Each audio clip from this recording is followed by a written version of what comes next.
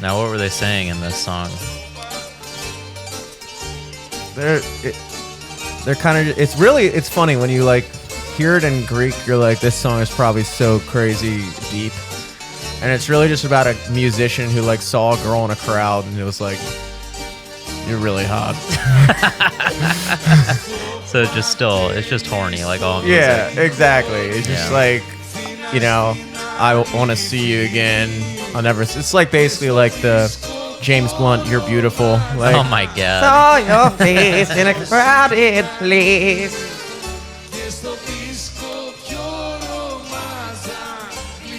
Yeah, I don't know. And then like the backing track just sounds so like It's I very. don't know how to describe it. It's very Tim Burton-y. Very as Tim Liv Burton-y. described it. It's very like Yeah. Greek music is strange like that. A lot of weird time signatures. It's very like sounds like Jewish music too. It does, and Like the very Hasidic yeah. beats. Hasidic beats. DJ Hasid.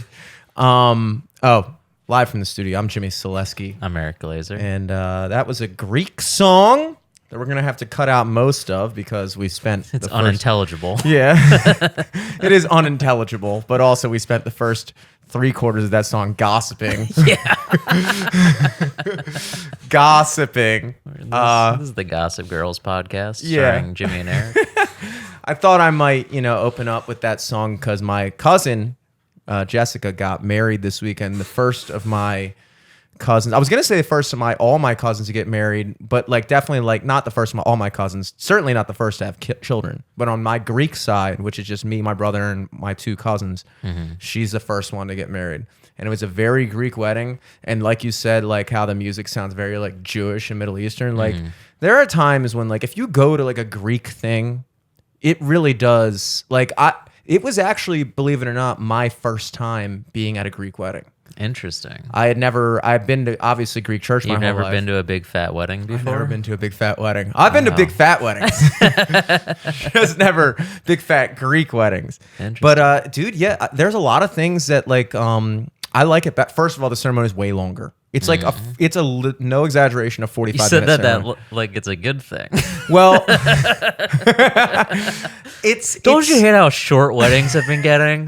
This one's nice and long. nice and long. You have no idea what's In a happening. church? Ooh.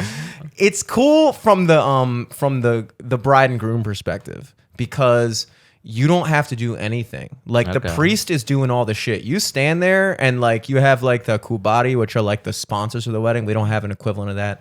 My mom and dad were the kubari of them, and then they have like your bridesmaids, your groomsmen or whatever, your best man and stuff. But mostly you just stand there You and have then the goat boy. go boy. He brings goat at the wedding. And then you don't do any of the I do shit. You don't do any of the say your vows. Like you have like the 2 like headband crowns that like put on your head and like you walk around a fucking altar 3 times and like What the fuck? they like do a big cross around both of your bodies to like signify the unit. It's very Are you sure you aren't Mormon? Dude, it's very different. It's very different and I like it more. And at the end the priest explained, he was like, look, a lot of you guys, this is probably your first Greek wedding. You may have noticed that we do things a lot different at the Greek Orthodox Church. We don't say I do because if you're standing here, it would be a weird time to it's a weird time to decide I do or I don't. Like you've already made that decision by standing here. So this is about getting married in the eyes of God. This isn't about you making that promise to your partner. This is about you making that promise to God. And I was like, that's pretty dope. And every single thing I've experienced from weddings, because I'm going to be honest, in college, we were told that college parties, you see these movies and like you have this image of what a college party is going to be like. And it never is actually like that, at least in our experience. For sure.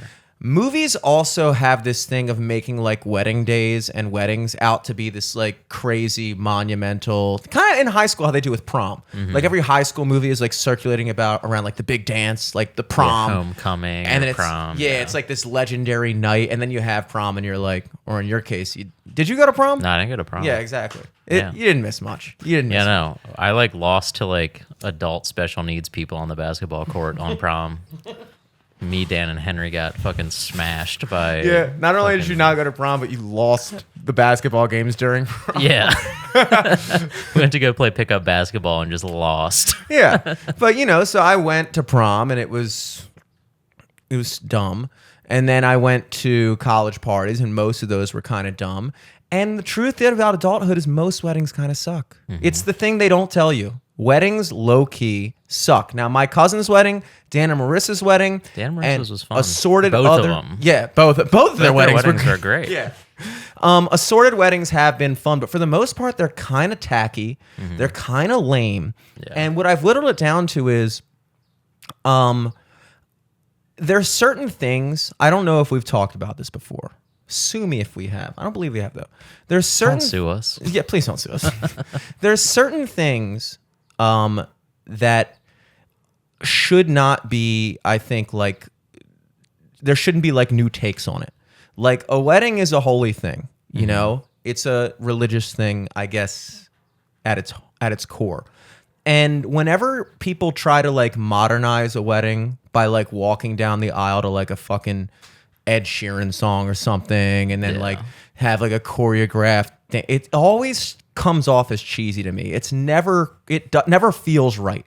It always has that kind of, like, youth group, like, Young Life, like, cool pastor playing acoustic guitar vibe. It's like, this isn't what I want to see. Yeah. Like, when I went to that Greek wedding on Saturday, it was very much like chanting in a language I don't really understand, and like seeing a bunch of all this stuff that, like, when they do it and they put the rings on, it, like, you're like, dude, they are married. Sacrifice. Yeah, well, dude, they all but did that. Like, it feels real. Like, in the 45 minutes of it, kind of like, it almost makes you feel like, dude, I can't get divorced now. I just made everyone sit through that. Like, it's like binding. Oh, yeah. Well, I mean, I feel like that's what, like, religious weddings kind of are at the end of the day, is like, you're making this vow in front of everyone you know so that you can't break this vow because you'll be embarrassed. It'll be very embarrassing. You're going to embarrass yourself in front of all these people. Yeah, you're basically forcing peer pressure on yourself to stay married. Which again, I've been very nervous whenever I think about what my wedding is going to be like. And after seeing that, I was like, dude, I can totally do that. I can totally stand there for 45 minutes while all my friends are like, what the fuck is going on? Yeah. And then we walk around the altar, we do the cross, they put the rings on, they fucking do the thing, and we're out. And you're like, that took a while, you know? Mm-hmm. So I dug it. And it was, I opened up this podcast with this song because my cousin asked me to play that at the wedding. As a tribute to my late grandfather, which that was like his favorite song, and he wanted that song played at the wedding just by like a DJ, and then he died. And then I was like, what if I did it worse? And now he can't stop me. And I played it, and I feel like every year I have something in connection with a wedding, and usually I have to do something like performance-wise at it, which I'm not complaining about. But I do get unnecessarily stressed when it comes to things that have to do with people's weddings. Oh, yeah. Like, it's very stressful. That's why, like, I would never want to do wedding photography or videography, because it's like the person who's wants you to do it has a very specific thing in their mind of what they want. And like, you can't have them walk down the aisle a second time if you fuck it up. Yeah. You know what I mean? Yeah, there's no oops. Like, there's no oops. There's no, all right, take two. Yeah. It's like, you just got to get every special moment they want. And if you don't, they'll probably never talk to you again. Yeah, it's awful. It's awful. And like, when I was younger, I would just kind of charge if somebody asked me to like play at their wedding, not our friends, but like if it was like a person who was like a friend of a friend or something. It's always hard to make that line of who you charge and who you don't. It's like, but if I was, you definitely got to charge. Yeah, you got to charge, but like, obviously I didn't charge for like Dan and Marissa's thing. Yeah, exactly. Like my cousin Jess. I'm like, yeah, it'll be $500. But like, it's just not. And the thing is, it's like this low level stress, because they'll let me know about it like 4 months ahead of time, and then for 4 months, whenever I have a free moment to myself, I'm like, yeah, it's all you can think you're about. You're gonna blow it. Yeah. And then as soon as it's over, you're just like, oh my God, I've been stressed for 4 months straight. That was a stress mustache. It was, Little dude. did we know. Yeah, I did decide I'm glad you brought that up. I did decide to shave and get a haircut For the wedding. and I forgot that I wasn't 38 years old, dude. The mustache and the haircut. I usually I have this realization when I get a haircut. Whenever I get a haircut, before I get a haircut, I think I need to lose a lot of weight. And then I get a haircut and I'm like, oh, I could probably stand to lose a couple pounds. But I thought I was like 30 pounds overweight just because my hair was too long. Yeah. The mustache too, I was like, dude, you have aged astronomically somehow in the past 3 months. What have you been doing? What happened to you? And then I shaved and I was like, oh yeah. Hey, it was just that. I just look like a regular guy now. It was weird. Like I tried to make it last, dude, but like it took some time to get used to, and once I was used to it, I would forget I had it, and then people would still comment on it and be like, nice stash. I'm like, what? Oh yeah, I forgot. But like still, I did not see one singular picture of myself through that whole 2-month period that I felt like I liked. Yeah. You know, it just didn't feel like me, you know. That's why you got to get rid of it. That's why I got to get rid of it. No, I think you have like a full ensemble going on right now, dude. Yeah, I got the crust beard going on. You shaved the cheeks down? I did shave the cheeks down because I went to like one of Liz's shows at the Improv, and like she was like, "Oh yeah, like you know the headliner and the feature, they're excited to meet you." Da da da da. I'm like, "Oh my god, I can't show up. Just have these people think she's dating a fucking trash goblin." So I had to like shave my mole hair and like all the weird scraggly ones that just grow randomly on my cheek, and yeah, definitely had to make it more presentable. You have to like shave up the neck beard to make it just look like a beard. Yeah. Yeah. Line the jawline. Exactly. Yeah, but I decided like I was going to do that just because I wanted to look like myself for the wedding. And that day I found myself, not because of the performance, I thought a lot of it was because of the performance, but I was actually nervous for the ceremony. And I realized the reason I was nervous for the ceremony was like, this is the closest person that I've like, this is a family member that we like grew up together our whole life that's getting married, that's like my age. And it really felt like, you know, when you look back through your old photo albums and like you see pictures of like your parents or your grandparents on their wedding day. And I realized, I was like, holy shit, like we're in that moment now. Like this is that time, we're those people. That's trippy. It was a heavy realization I had all day. It almost felt like not real. Yeah, that's fucked up. It was strange. It's fucked up, dude. It was honestly fucked up. It was fucked up, dude. But no, it was a good time. I played the song. I almost blew it, and I made a joke before I started playing it live, Saying you're gonna blow it. saying I was like, and you know, before, you know, I've been nervous like all week talking to my brother like, wow, would it be crazy if I just blew it? And then I started playing it, and I was blowing it. I was my God. legitimately blowing it, and I was like, oh no. I had like a loop pedal where I like looped the guitar, but the thing is with Greek music, it's not loopable. It's almost unloopable because they don't use regular like time signatures. Like a regular time signature, you're like 1, 2, 3, 4, 1, and you're just like bing, boom, bing, loop, bing, boom, bing, bing, and then you're just there. Greek music is like this song. I'll count it out, so just so you guys get an idea of this. It goes 1, 2, 3, 4, 1, 2, 3, 4, 1, 2, 3, 4, 1, 2, 1, 2, 3, 4, 1. It's like a fucking 19/4 thing, and it's like if you mess up one thing, which I did, the whole song is off at that point. No. So I had to go back to the guitar, play it off, run it back, and it was very scary, dude. Did you get the loop going though? I eventually got the loop going. Okay. Hell yeah. It all worked out, but it was terrifying, dude. I mean, do you think you would have messed it up so badly if you stole the stash? Probably not. That's So true. You were like Samson. You cut your power. I would have been able to hide behind the stash. cut the dude. source of your power off. Yeah. We made it. It was in that moment I was having another thought after I already had my first revolutionary thought of this is that moment where we are becoming adults. Shortly after that on stage, I had that moment. I was like, this is that moment where you are actually ruining their wedding. You cannot, like, there's like no way out of this. Like, you Yeah, can't, yeah, yeah. you can't just not play it and be like, sorry. Yeah. Like, how do you get out of that? You know? I was like, yeah, I have to figure this out. The thing is, it's such an esoteric type of thing that the average person wouldn't know if you were fucking up or not. But internally in my own mind, my mind was like in a cartoon when like in the brain, everybody's like, dude, like all everyone's freaking out. Yeah, the little me's in my brain are like, send everything. I was like, dude, this is code red right now. I don't know what to do. And then my loop pedal wouldn't stop because it's a fucking piece of shit. Yeah. So I couldn't get it to stop. And so I eventually said, when I got done the song, I was like, blah, blah, blah, blah, blah, blah, blah. And then just unplug the speaker. Plug it back in and be like, all right, everyone. Oh my God. That's honestly kind of sick. It was honestly kind of sick. Yeah, man. Good times. Who was Liv? You said Liz was at the DC Improv this freaking. What was she was opening for Emma Willman. Okay. And there's some, a couple other funny guys on the show, guys and gals. And it was in the main room. It seemed like all the shows were doing well and pretty hot crowds. It was a good time.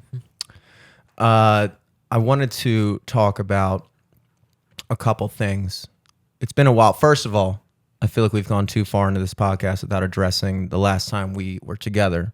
We had the wonderful and wondrous, and I'm not even saying this ironically this year, guys. I mean, this was for real. It was really cool. The Booze Belt Brunch Bash.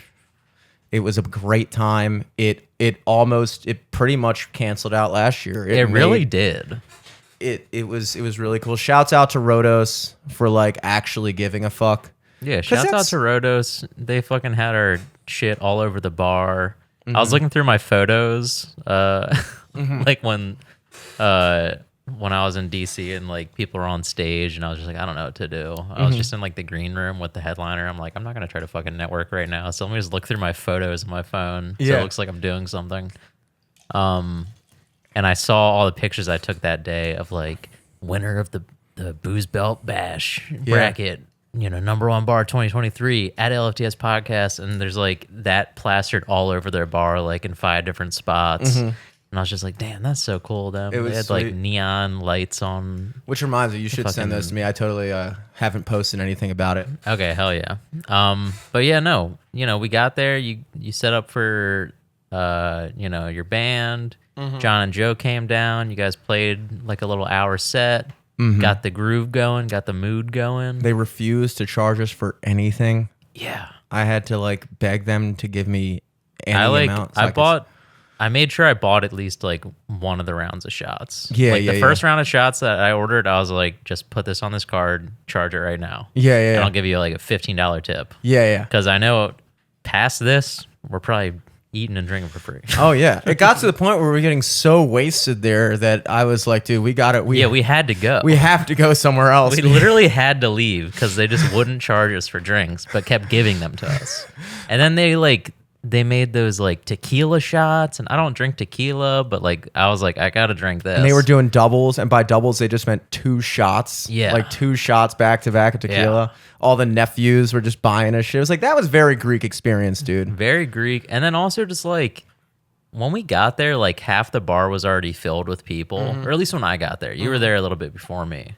But like half the bar was our people, half the bar was just people that were there when we got there. Yeah. And then by the time the ceremony came around, everyone that was there for the ceremony. Yeah, everyone was fucking sick. I didn't realize. I felt bad that we waited that long because I didn't realize that they were there for that. I was just like fucking around. We were just drinking and shit. You were like, hopefully more of our friends show up. Hopefully anybody came out for this event. Turns out every single person at the bar was like, dude, are you guys gonna just fucking announce this or what? You guys like came, you like played a bunch of songs we don't know, and then you were just like, all right, let's get wasted. No, it was really a good time. It was really a good time, dude.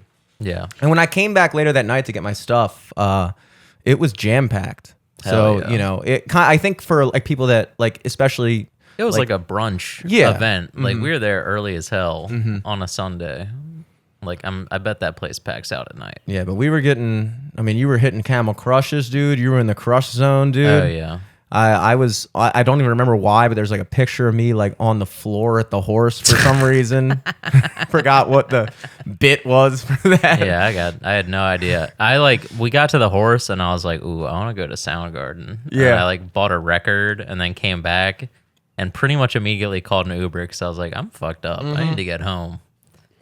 And the fucking when All I Do Is Win came on, dude. I mean, it was electric. It was electric. It was electric. Perfectly. No, we're electric.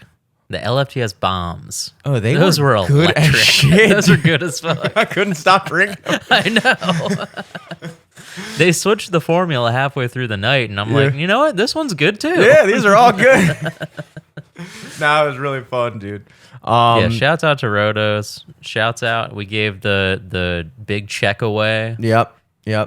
Yeah, I commissioned. The mistake I made was commissioning our also drunk friends to be the photographers for the night. So like every picture I got was like, sorry, but it was like the worst picture ever.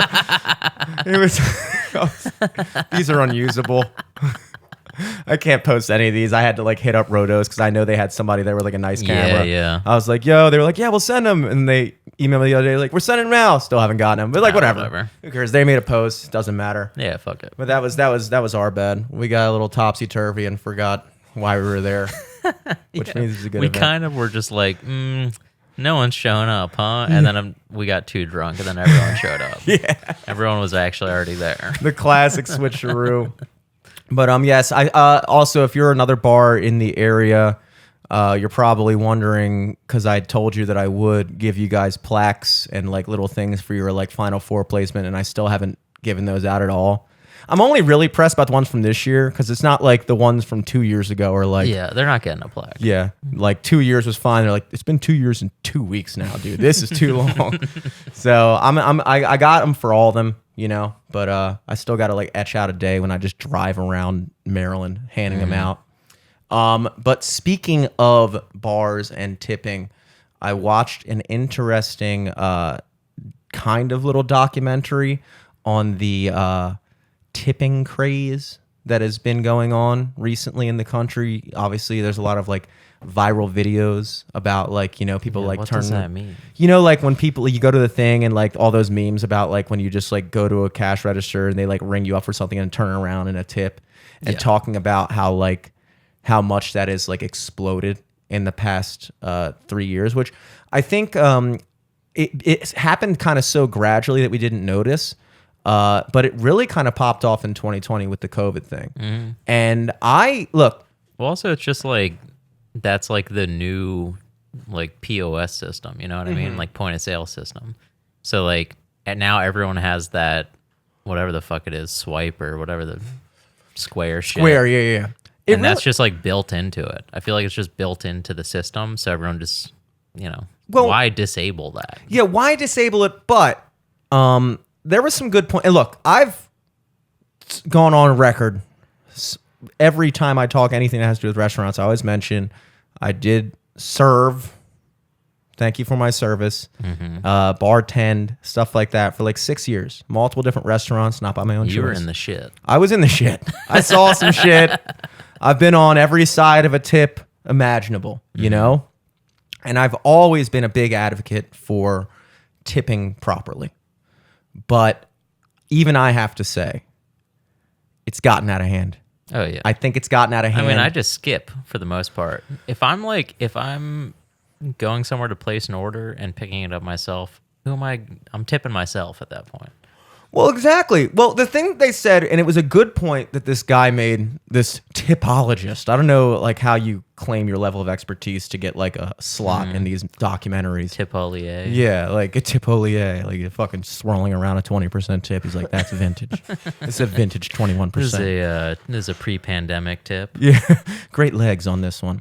But he was saying that, you know, when you used to go to a coffee shop or whatever, and everything was still the way it used to be, not tipping was an act of omission it was a passive act rather than an active act, meaning that in order to not tip somebody, all you had to do was not put money in the jar. Yeah. Now it is an actual conscious thing that you have to do in front of the person who's looking at you to say no tip. And there is this weird kind of like social pressure you feel from them looking at you, the people behind you looking at you as you're ringing up, that you feel this extra added pressure to feel like you have to leave a tip in a situation that is not appropriate. It's not an expected thing. And I think that's kind of what I'm getting at is like, there is this very gray area in American culture because we do have a more tipping based culture than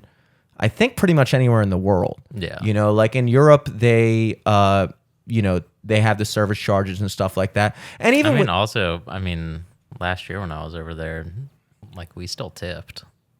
Like people still accept, like, not accept, but like expect tips. Yeah. Maybe not as much of a tip, but like you're supposed to tip over there. I think that gets kind of like misconstrued a lot. Well, the thing is like so for instance, like in Miami, I have a lot of experience down there recently. And it's normal down there pretty much everywhere you go. That's a restaurant or bar. It's an automatic 18%. Automatic. Now, in Maryland and most other places that you go to, normally they'll only include a gratuity on a check if it's like over a certain amount of people. Yeah. But in Miami, it's you get a beer for yourself at the bar, there's already tip included. And the thing I don't like about that is I always want to tip 20%. And so if they put an 18% tip on my check already. Yeah, you can't slide a quarter over and feel good about it. Exactly. I'm sitting there like add extra tip and I'm sitting there adding like $1.68 to it to make it 20%. And it makes you feel like you're a cheap bastard now. Yeah. So it almost like puts you in a position where it's like, I'm trying to leave 20%, but 18% was already factored in for me. So now there's nothing really I can do aside from tip like 30 or 40% to be like a standout customer, which is kind of, a lot of, if you're a person who goes out to bars and stuff, you kind of, if you're going to be a person who's frequenting establishments, you kind of do have to put yourself, like establish yourself as like I am going to take care of you, because if you get the reputation of a guy who doesn't tip, it's going to be reflected in how you're served, how you're regarded, you're going to get it. Ultimately, people don't realize this, but you wind up, if you're a person who goes out a lot and you're a shitty tipper, you probably actually wind up spending more money per drink because the amount of times a bartender will just hook you up. If you've like proven yourself as a good tipper, the amount of times you'll get a check and they forgot a couple of drinks off your check. Like it probably costs the same amount to be a shitty tipper as a good tipper, because that money is just going in different directions, The difference is if you're a shitty tipper, you wind up spending the same amount of money you would have spent as a good tipper, but you get less good service and, you're not as well regarded, So I've never been a big fan of, and also from the server's angle, people always talk about like, why don't we just do it more like in Europe where they're paid like whatever amount per hour and just like any other job. But the reality is, I'm speaking for myself and my experience, and pretty much anybody who works at a halfway decent restaurant, they wouldn't want a guaranteed like 15 an hour as opposed to their 3 an hour plus tips. I mean, if you're working in a restaurant, like a decent restaurant, like cheap, like when I say decent, I mean just like a regular, not like a fancy one, but just like Melting Pot, cheesecake, places that I worked. Like on a good night or even an average night, after tips, you're going to make well above 15 an hour. Yeah. And so the average server would not want a situation where instead of having access to maybe on a good night walking out with $350 in cash or something like that, instead walking out and getting a paycheck every 2 weeks for 15 an hour, But it is with now that we're putting tips in everything, it does kind of, I've always tried to like figure out like what is considered a tippable service. Yeah. Like one, it's not even like the good kind of tip. It's all taxed. Yeah, that's true. You can't like fudge the numbers on a square tip. But at the same time, it's like, should we like? Are you a dick if you don't tip your cashier? And I know that intuitively most people's answer would be no. However, it's very hard to deny that when you're in that situation, you do feel like kind of a dick not tipping. Yeah. And I think that's kind of the problem. And what they've shown is actually that while the average amount of tips have gone up just because people are tipping more, or while the overall volume of tips have gone up, meaning that more people are tipping for more things, that actually what they've seen is that in situations that historically people would tip for all across the board, those tips on average have gone down because it's like tipping fatigue. So like it's usually like, 10 years ago, it wasn't as much of a thing that when you went to get a coffee, you were tipping. You weren't tipping for this, you weren't tipping for that. So when you went to a restaurant, you were tipping 20% and nothing. But now when you're going about your day and every single thing you're doing, they're asking. And then the other thing they'll get aggressive with is the suggested amounts. You'll see people with like 18% they'll be like, you'll go to places and they'll have like 20, 22, 25 on the thing where they offer 20% as the minimum amount that you can tip. Now, 20% is generally the minimum amount that I tip, but it is kind of presumptuous when if you're working at the cash register to ask for a minimum 20% tip, or else you either have to hit no tip, or even if you just wanted to throw them a buck for getting your coffee, you have to like go through the extra process of like skirting out of that and custom tipping and stuff. And so what they've shown is that like actually people that are actually relying on tips are actually getting less in tips on average. I don't know if that's true, but I believe it. And even if it's not true, the sentiment of it, because some things are better explained with numbers, but some things are better explained with vibes. And although you could maybe make the argument that all these extra tipping, prompts and stuff is doing this, that, the other thing, it's kind of hard to argue that we have definitely blurred the lines even more as to what qualifies as a tippable service. Why is it that waiting on a table is a tippable service, but getting a drink carry out is not? You tip your delivery driver, you tip your Uber driver, you don't tip your mechanic usually. And people will say like, well, service-based industries, but I've always it is kind of like a weird thing where there almost is no rhyme or reason to it, which is why I almost feel like I don't really have a clear-cut opinion on this, because it's hard. I feel like the only reason I've been so adamant about tipping your servers and bartenders and delivery guys is because that's an established custom. But now that we're establishing that custom for things beyond that, I'm kind of pushing back against it. I don't know. I just feel like it's got to go. I'm tired of it, dude. I really am tired of it. Yeah, I've been paying in cash just to avoid it. I don't feel bad about pressing no tip in that scenario though. Yeah. You don't feel any type of way though? Because I'll do it. If I don't know, it's very situational. Like if I'm going to pick up my own food, I'm not tipping them. You know what I mean? Mm-hmm. Like if you guys are like hurting because of that, then charge more for the food. Yeah. That's my mentality. Yeah. And Because then I'm already buying the food. Mm-hmm. And then, these people. Although that being said, I did tip yesterday when I picked up food. Wow. But that's because it was barbecue and it's like a place near my house. And I did like a big order. So I was like, you guys worked for this. There are situations, like the other day when I say the other day, I mean like a month If I'm or two. picking like a sub combo up, like a canned soda, half a sub and fries, bitch, I'm paying just the lunch special price. Yeah. I'm not paying for a tip.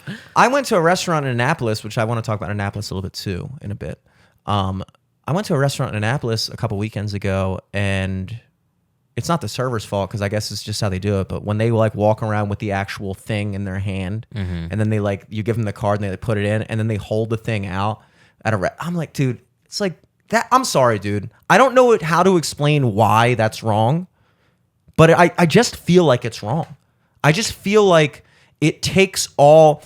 Basically, I guess going back to my original point is, the original way of a tip where like they bring you a receipt in a little booklet. You look at it, oh, okay, here you go. Here's my card. They bring it back. You write it down. And before they even see how much you left them, you're already out the door. You're out the door. And look. And then it's just like, oh, okay, that person was nice. Or, ooh.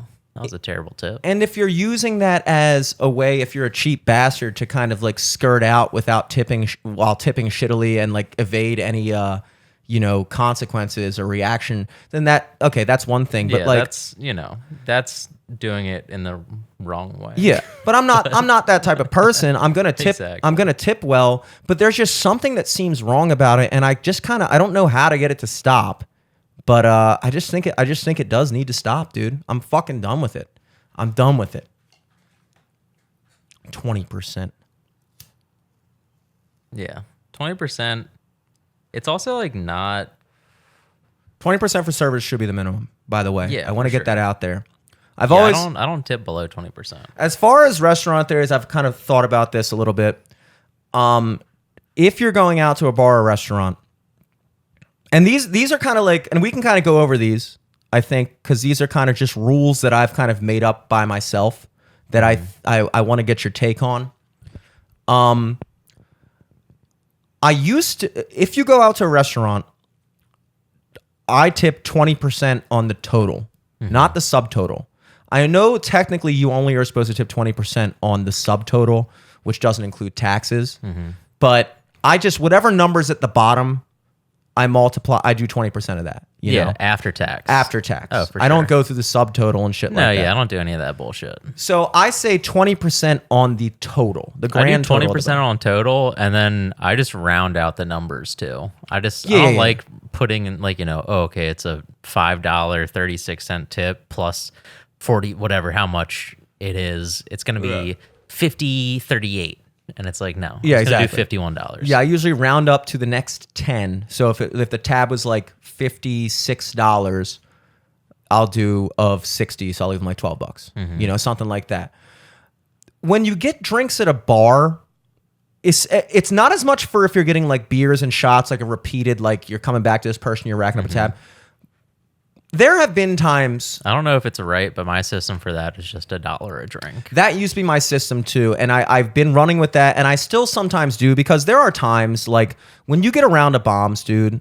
Bombs are so expensive at some places. Like they'll be like $12, $15, sometimes $15 for a bomb. You get 4 bombs, your tab comes out to $60 plus tax. Am I really tipping Yeah, I'm 14? not. Am I tipping $14 for 4 bombs? Because then you should have given me 2 or 3 more bombs. Exactly.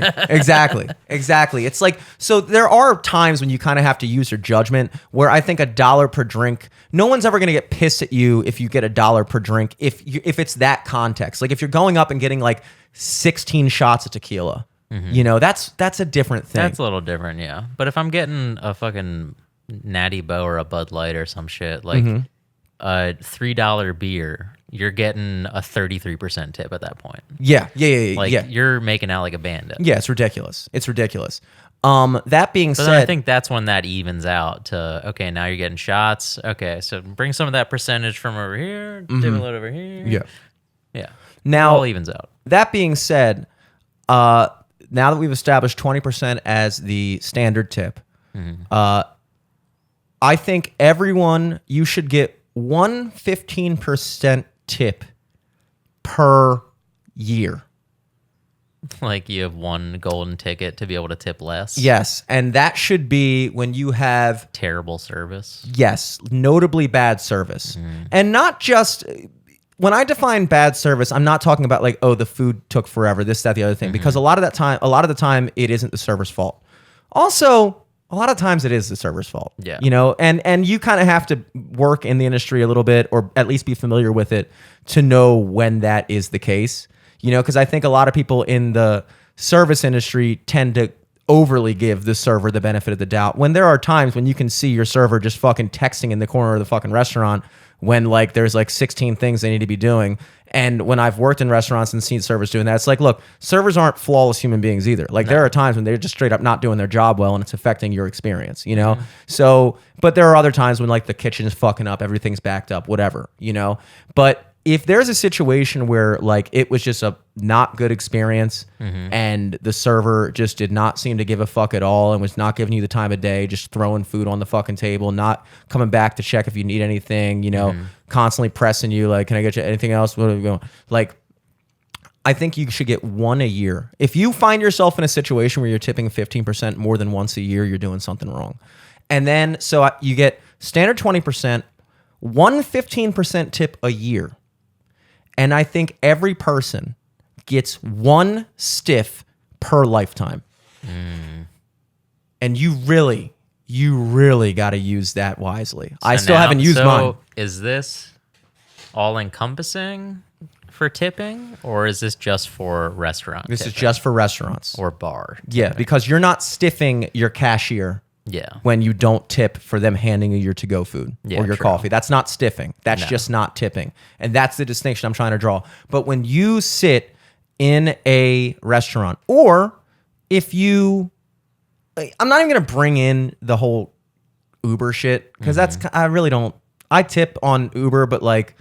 I don't view it as unbelievably terrible as I would if stiffing a server if you stiff your Uber driver. Yeah. You know? But also, like, yeah, I don't know. It's Not saying like you should do the tipping that. is just built into the app too. So it's like I don't even click the percentage anymore because it's already selected. You just keep going next. You just blow through that bitch.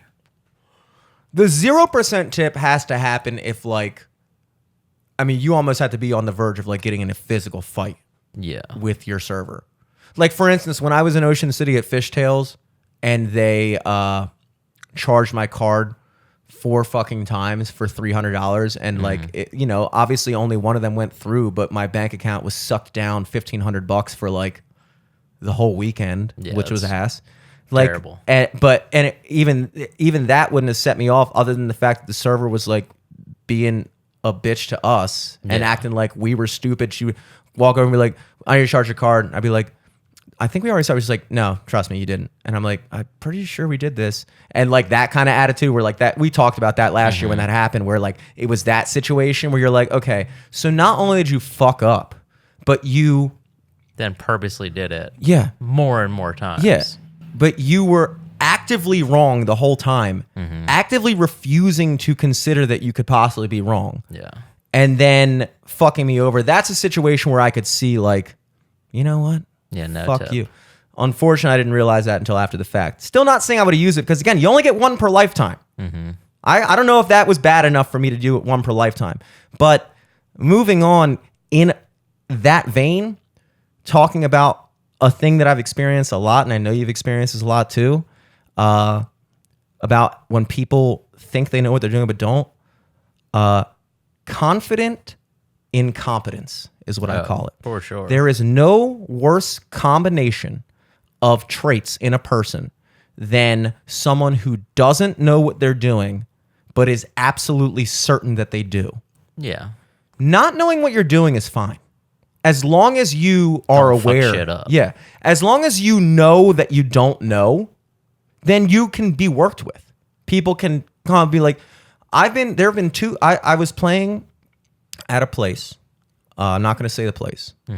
But they just recently installed a system in their bar where you can plug into the wall and go through their house sound as opposed to me having to put up my own speakers. And one of the managers there was the guy who set it up. Now, I'm, plugging in for the first time with the same equipment I use every time I play a gig. I'm playing 4 or 5 times a week with this mixer every time, plugging into all kinds of different sound systems all over the eastern seaboard. And I go to this place, and it's just like driving the signal through the fucking roof. Yeah. And they come up like halfway through, like, dude, your fucking signal, it's redlining. And I'm thinking, of course, I've always been the type of person that, like, I always assume in those situations that I'm the one doing something wrong. That's why I've never been a big beeper when I'm driving. Yeah. Because whenever something happens, like I almost get in an accident, my first reaction is like, I must have fucked up. I've never been that person who's like so certain in my driving that like as soon as something shady happens, I'm like, beep, beep, beep, because I'm like, that could have been my fault. I don't know. Yeah. My main focus is just not getting in an accident, which is another thing I think more people could be like that. Like, it's like you only have like a split second to react, and if your split reaction is to beep as opposed to avoid the accident, then maybe that's why there's so many accidents. But this person was adamant that there was something wrong with my mixer, and he's fucking going through and like I'm trying to ask like, hey, how's the setup? He's like, we got it in the mixer in the back. Now they have a mixer in the back behind a locked door that I can't access. Yeah. Unless he lets me in. And at first I'm thinking like, okay, like he mind if I take a look at it? And this was the first pushback. He's like, no, trust me, dude. I got everything figured out back there. There's something with you. You have like a powered out. And he's saying these things that like sound right. Yeah. But also, again, this is when you kind of got to give myself credit. I have to give myself credit more in these situations where it's like, 'cause you know a lot about that shit. yes. Too. And I've never been that type of person to like flex my credentials because honestly, I don't have really any credentials to flex. But even if I did, I'd never be like, well, actually, I have a master's in this, you know, because I always figured like, okay, if you know so much, then win the argument. The second you have to like fall back, rest on your laurels for an argument or like appeal to just the fact that you have this credential or whatever, then it's like, okay, but if you can't explain to me why I'm wrong and why you're right, then all that doesn't matter. Yeah. So like, you know, not even considering the fact that like, dude, literally every aspect of my income, whether it's playing gigs or recording people at my studio or editing videos or mixing music or whatever it is, every aspect of every single stream of income I have It's all audio is related. all audio related. My entire livelihood is based on the premise that I have some level of command over audio. And so when he's running all this shit by me, like, oh, you got to power it out, I'm thinking like, what does he mean? Like, Yeah, does he think you have like phantom power out? he asks like, do you have phantom power on it? I'm thinking like, dude, the phantom that's power not- is for inputs. yeah, It it's wouldn't affect the. But I'm just thinking like, maybe there's something I don't know about my thing. Lo and behold, I go back there. Finally, he lets me in, and I look at it. The guy's got the fucking gain on his mixing board turned up all the way, meaning that like I'm thinking like, dude, I'm sending you a line level signal out of my input. Now, for anybody who doesn't understand audio, I'll explain it this way. I'm sending him a signal that is already speaker ready. When you put something into the input of your mixing board, you have what's called a gain knob, and you use that gain knob to get that level up to what's called line level. And then once you have it up to line level, then you can kind of adjust the fader from there as to what output you want going out to your speakers or your amplifier. I'm already doing all that and then sending him that level. Then he's taking it bumping it up like 12 or 24 decibels. Exactly. up. And then trying to figure out why it's redlining and why the speakers are all sounding like shit. And I'm trying to be like, dude, like just turn this down. He's like, so I like kind of like go behind his back and turns the stuff down. And I'm like, yes, I did that. And then I'm like playing. And then all of a sudden it sounds good. And then all of a sudden I hear the sound like go down all the way. It's like, yeah. So basically, you know, you were coming in. So I hit the pad, the negative 28 dB pad. He's like, I hit the pad and then I had nothing. So now I had to like turn up the gain a bunch. I'm like, okay, so now you press the button that knocks me down negative 30 decibels. Then you turn the gain back up to get me back to there. At this point, the fucking signal smashed again. And it's like, he just would not accept. I'm just thinking, I'm like, in my mind, I'm just thinking like, dude, he's the kitchen manager. Yeah. I'm like, dude, I'm not going back there and telling you how to fucking cook a burger. And I don't mean that in like flipping burger. I mean like this, you're a head chef at a place. And I don't purport to know as much about cooking as you.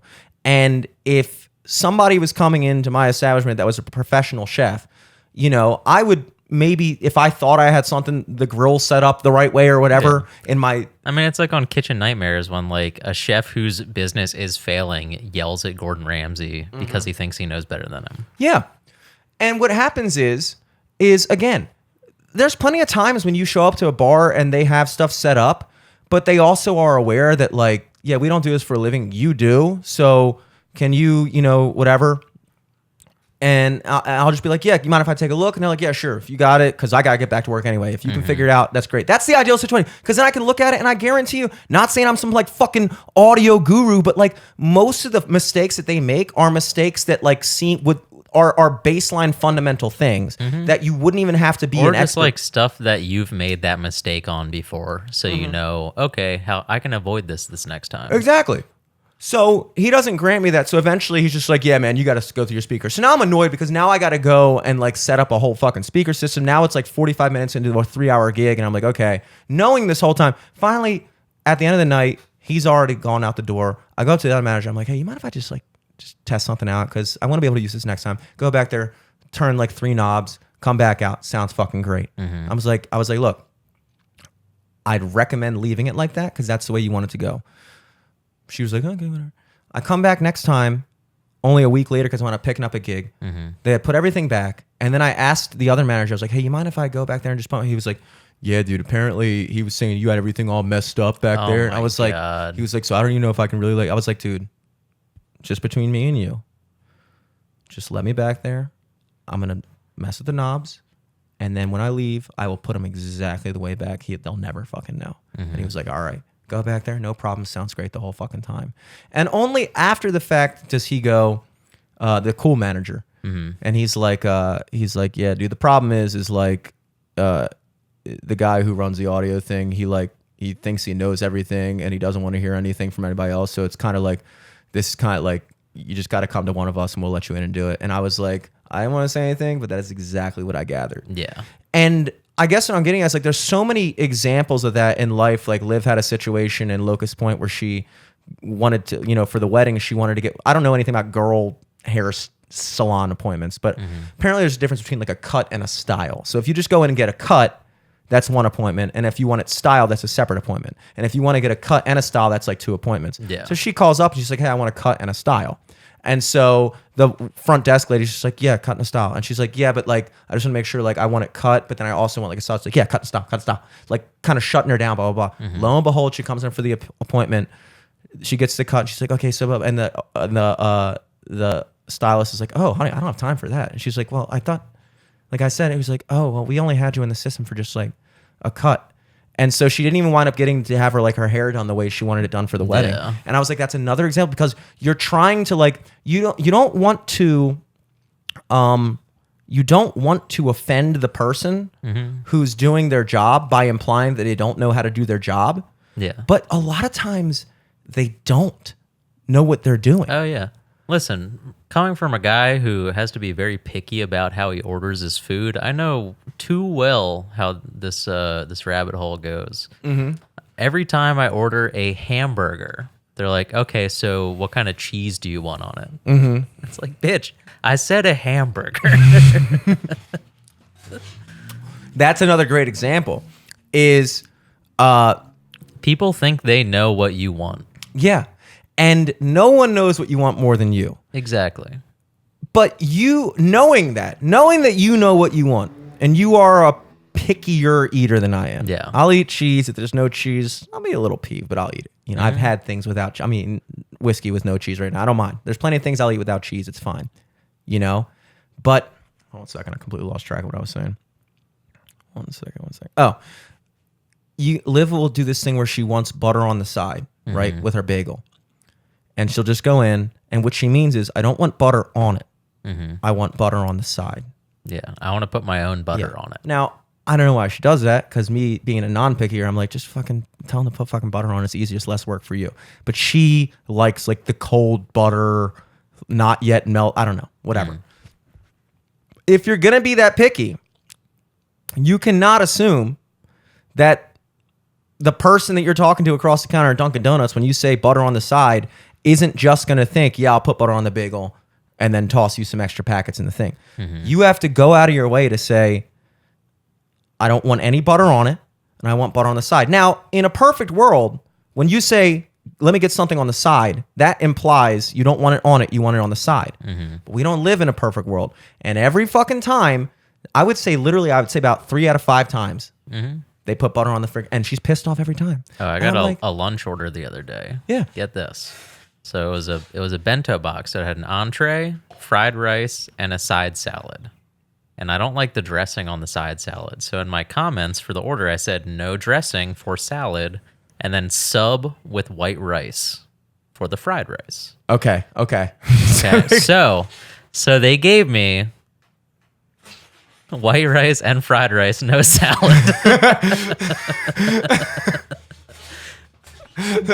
Don't give me salad dressing and sub the salad for white rice, is how they read it.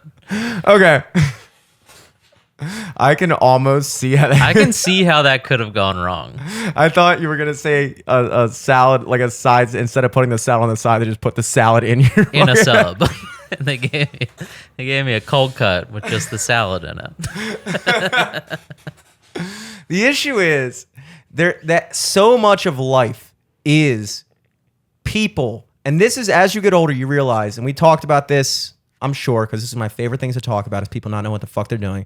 Acknowledging also there's plenty of times that I don't know what the fuck I'm doing too.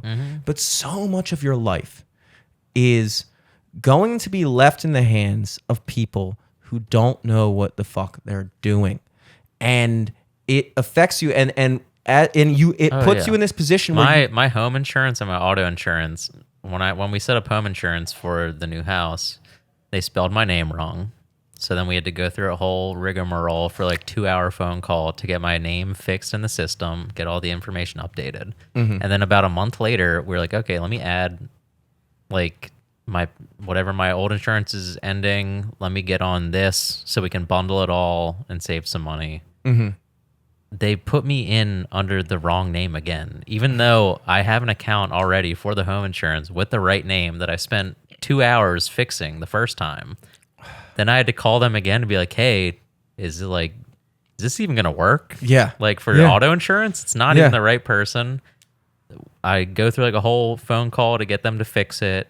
They're like, all right, we got it figured out. They send me new information. They sent me a new insurance card with the wrong name on it again. Oh like, my God. Motherfucker, I had to call it thrice Thrice to fix the name.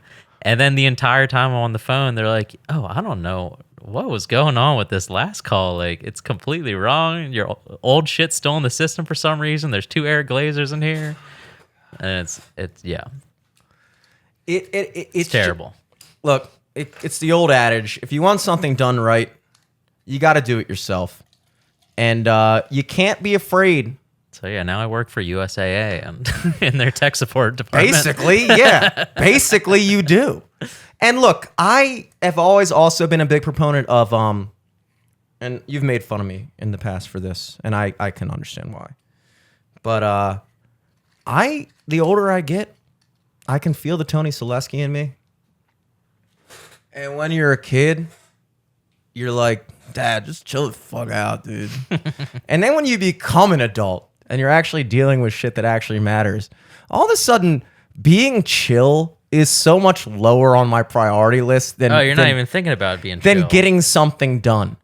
You know how low, like I am easily You're just stressed because you have to do something. You have to do That's something. The main thing. And I also take it as like, I told Liv when that thing happened at the salon, I was like, look, and I sounded exactly like my dad when I said this, and I hate when I'm in the middle of a lecture to like a friend or my girlfriend usually, where I sound exactly like my dad. And I was saying like, look, you know what?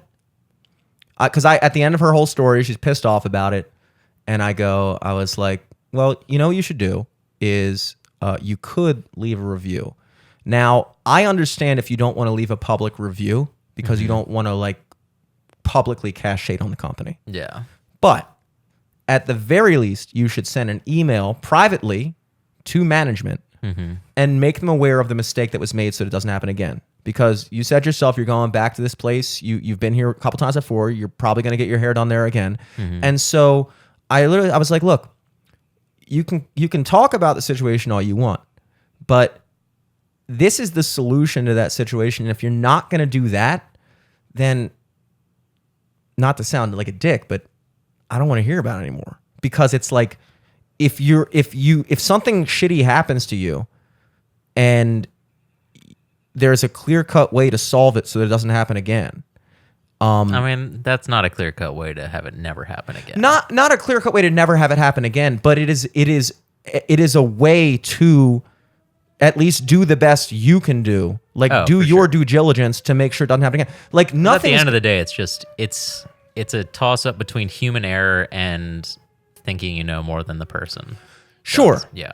But here's the issue, though, is that like this comes down to the whole like chill versus Karen thing. It's like, look, there are different levels. Like if I'm a business owner and I have like 15 employees or whatever, I want to know, because you don't have your hands on in every aspect of the business.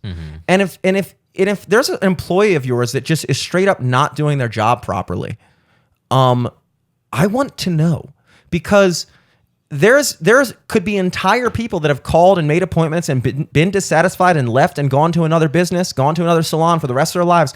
Money that I'll never see again that came and slipped through my fingers and I didn't even know about it. And if you, I was like, look, you know, a lot of people might look at like emailing the business as like being a Karen or whatever.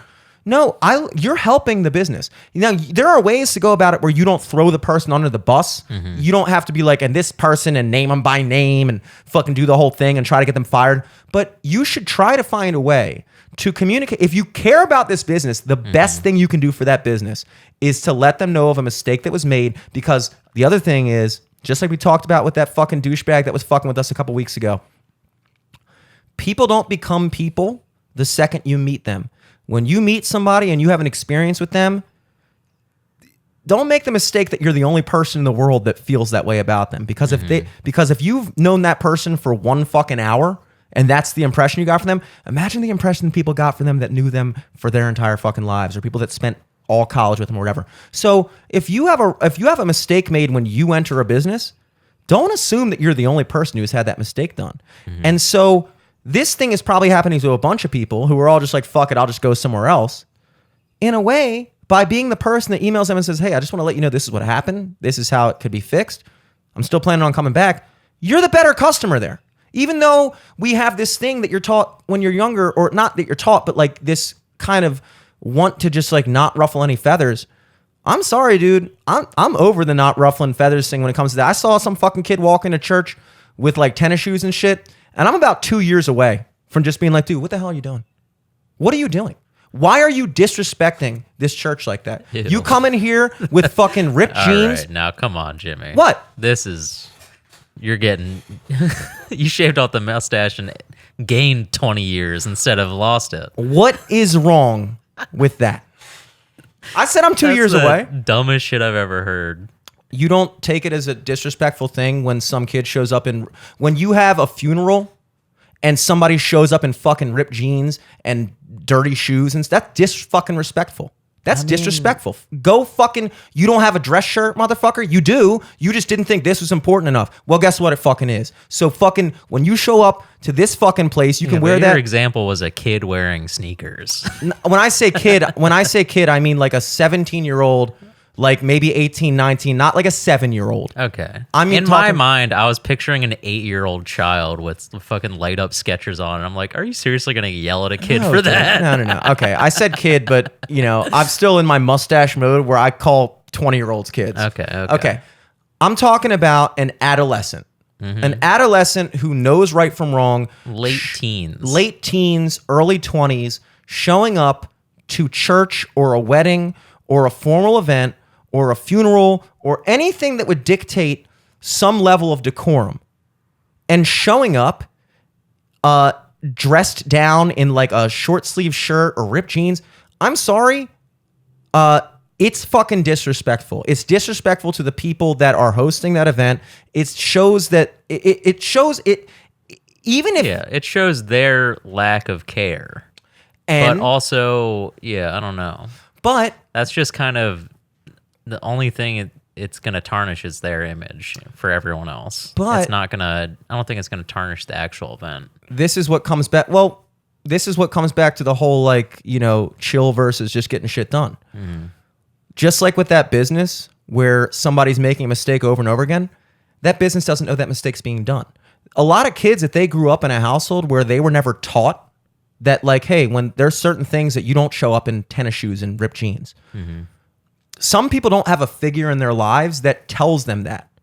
We were lucky enough to have that. Some people don't. Now, I think there are ways to go about letting someone know, because a lot of those kids aren't doing it maliciously. They just don't know. And there's no one in their life to tell them. But the issue is, as they progress through life and show up to a job interview like that, or show up to another event where somebody is going to make an actual thing about it, they are putting themselves at a disadvantage by going through life and not knowing these simple things about existing in a fucking society. And I feel like in that situation, there's a way to go about it to make someone aware, hey, I'm not trying to be a dick. I don't think you're doing this to be an asshole, but this is a wedding, okay? That's not how you dress. at a wedding. And they might actually feel like, oh shit. And they might not make that mistake again. And then maybe instead of showing up to a job interview in ripped jeans, they show up in dress pants and a shirt, and maybe they get that job instead of not getting that job. Maybe you're doing people a favor by being chill, but also letting them fucking know.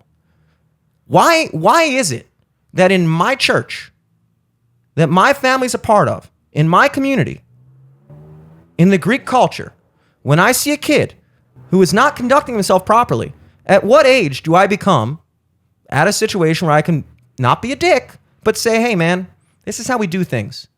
This is how we do things. You know? And when you don't conduct yourself that way, it reflects poorly on you. And I'm assuming that's not what you want, right? I'm assuming you don't want people to look at you this way. And I'm assuming that you don't know that that's how they're looking at you. So I'm giving you an opportunity right now. I'm tossing some game on you, brother. Yeah. I'm tossing some game. This is free game, bro. You sound so chill right now. Dude, like I said, it doesn't sound like you're blowing a fucking gasket. I'm done being chill. Chill is dead. You said you're doing it in a chill way. That's pretty chill. You're shaking. Your hand is shaking right now. There are... All right, I'm not very chill right now.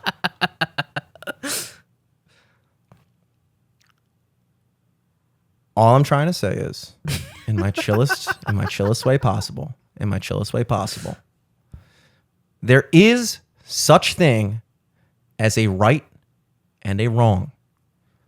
And I take it personally when people do things wrong at the expense of me, or the people around me, which is the nexus of this entire topic. This entire topic has been about people not knowing what the fuck they're doing, and either best case scenario, just haven't been made aware of it, or worst case scenario, really believe they do know what they're doing when they don't. And so what I'm doing is I'm giving people the benefit of the doubt and assuming they're not an asshole for showing up at church or to a wedding dressed like a dick. And that actually they just don't know, and that they might be open to being made aware of it. Now, if at that point they get defensive and go, who the fuck are you? Then I'll tell them who the fuck I am.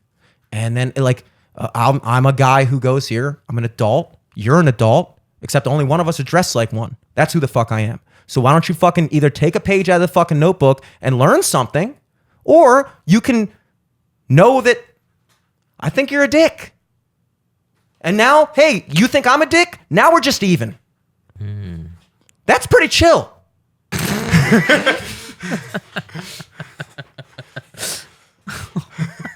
Oh my God. Sorry, I get angry. So you had fun at this wedding this weekend? It didn't actually. Everyone was dressed very well at the wedding. This was 40-day memorial, or Easter too. There was a couple kids that showed up like that. Easter. And like I said, I'm not at that point yet.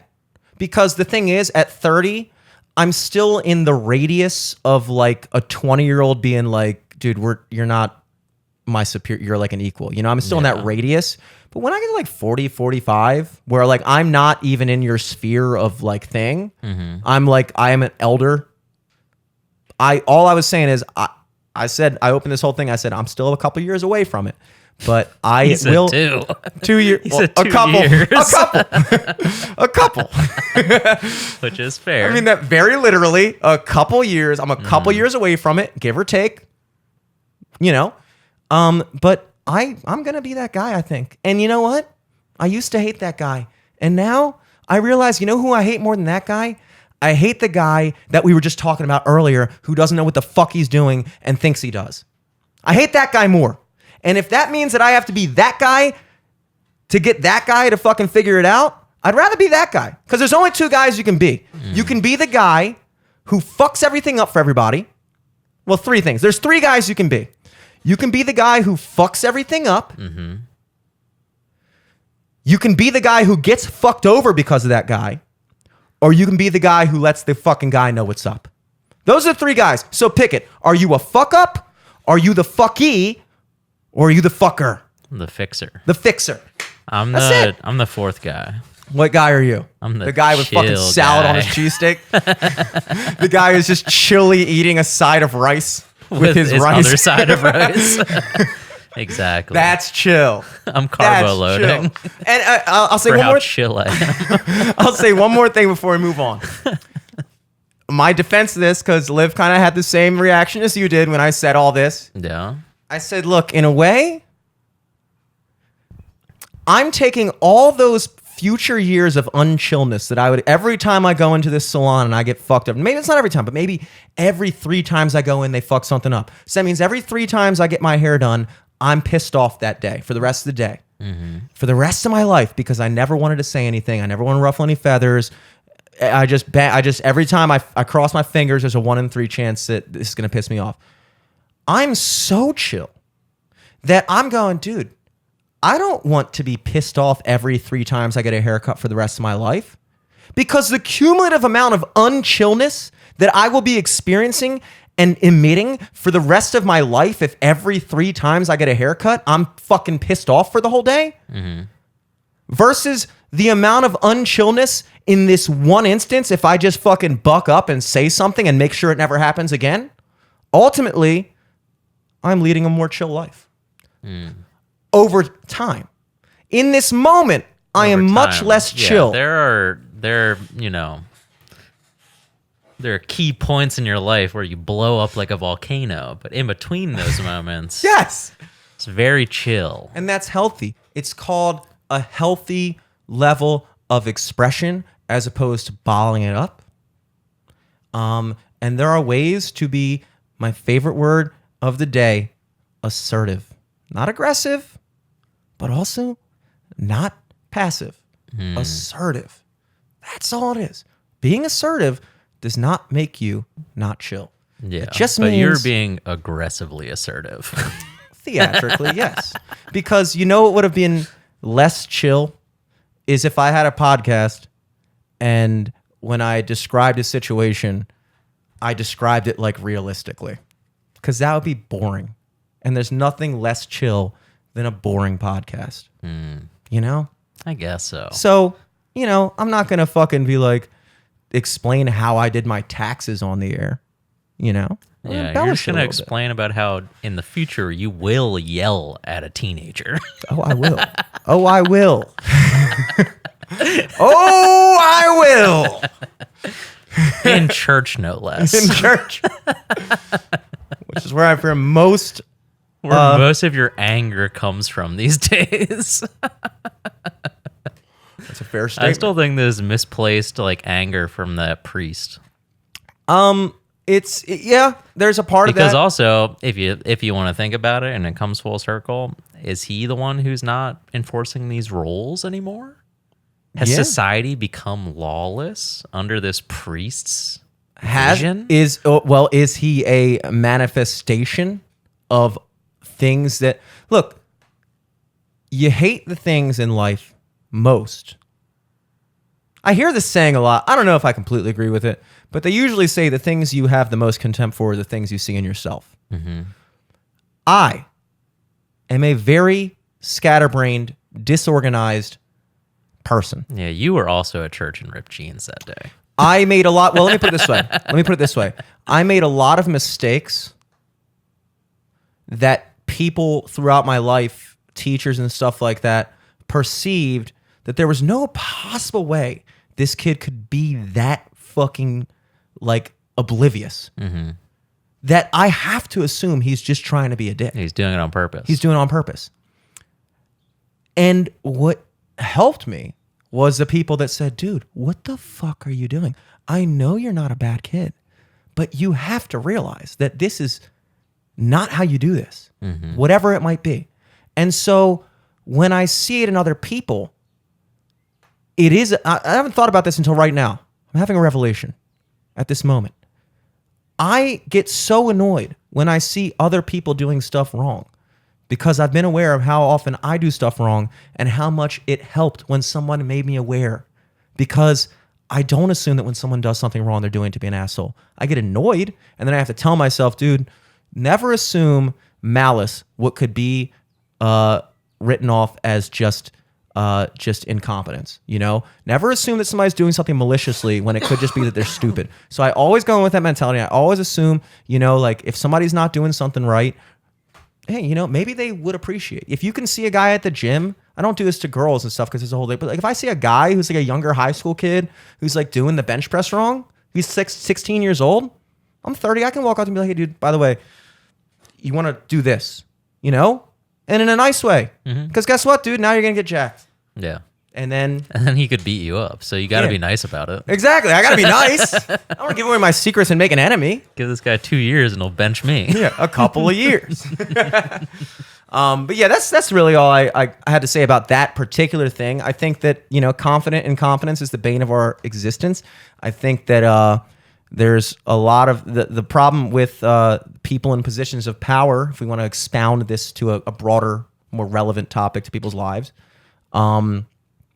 is in the words of Plato, that in an ideal society, the people who are in positions of power are the people who want it the least.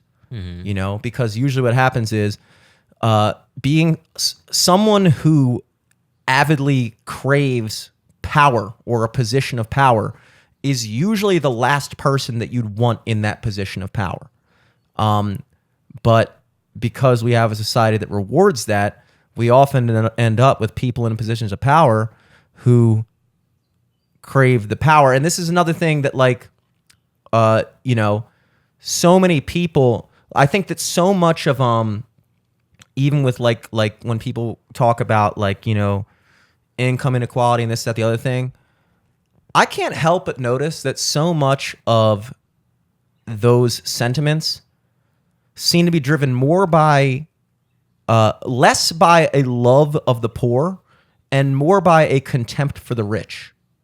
It seems like most people are more driven and more motivated by the idea that there's someone who's richer than them than the fact that there's someone who's poorer than them. And that's just been my perception of it. I could be wrong there, but that has been my perception of it, meaning that most people who, when they're in a position where they're getting fucked over by someone, they're not angry because they want it to be fair. They're angry because they want to be the guy in that position, fucking someone else over. Maybe not consciously thinking that, but when they see dude, my fucking landlord is doing this, it's like, but you'd probably be this, the same way I put it with when I was talking to the servers at the restaurant when they were all complaining about how the rich don't pay their taxes.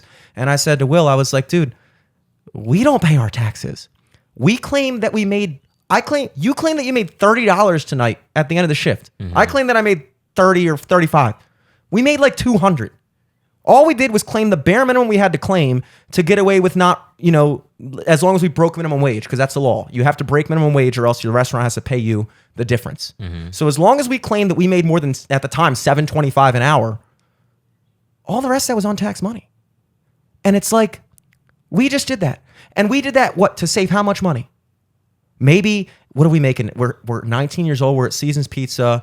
We claimed 100 less than we made. Let's say we wind up saving like $500 in taxes at the end of the year. You're lying to save 500. Imagine the people that are lying to save 5 million. And you think suddenly when you get more money and you're saving more money and there's more on the line that you're going to become more honest? If you're this dishonest now, imagine when you're saving 5 million. It's like people see it as like two separate things. They see it as like, oh, well, yeah, I lie about my fucking, I fucking, on unemployment, I fucking claim less than I did. But come on, if I was there, I wouldn't. Yeah, you would. Yeah, you would. But at least I admit that, That's all. That's all. See, now that's something I can get behind. No yelling at kids in this one. Like it or not, Eric, you're going to be yelling at a kid one day. Dude, maybe it's going to be your own kid. I would hate that. I don't think I'm ever going to have a kid. You don't think so? I don't think so. Maybe a dog. I'll yell at a dog. That's something. That's something. He can't understand me, so a little bit better. I want to talk about a couple more things. We watched a video before the podcast that neither one of us paid attention to. And it was also like old information. It was old information. It was old news. But, the problem is when you do a podcast, in this case, 12 Days Apart, we're going to run across some old news segments, folks. In the grand scheme of things, this is fairly new news. I mean, this did happen within the past month. Well, this is new news. This But I is- think the guy, when he made the video, this news hadn't even broke Yeah. yet. So the new news is the Oakland Athletics, as of, I think, a couple weeks ago, maybe a month ago at this point, signed a deal for a stadium in Vegas, baby. Sin City. If you can make it here, you can make it anywhere.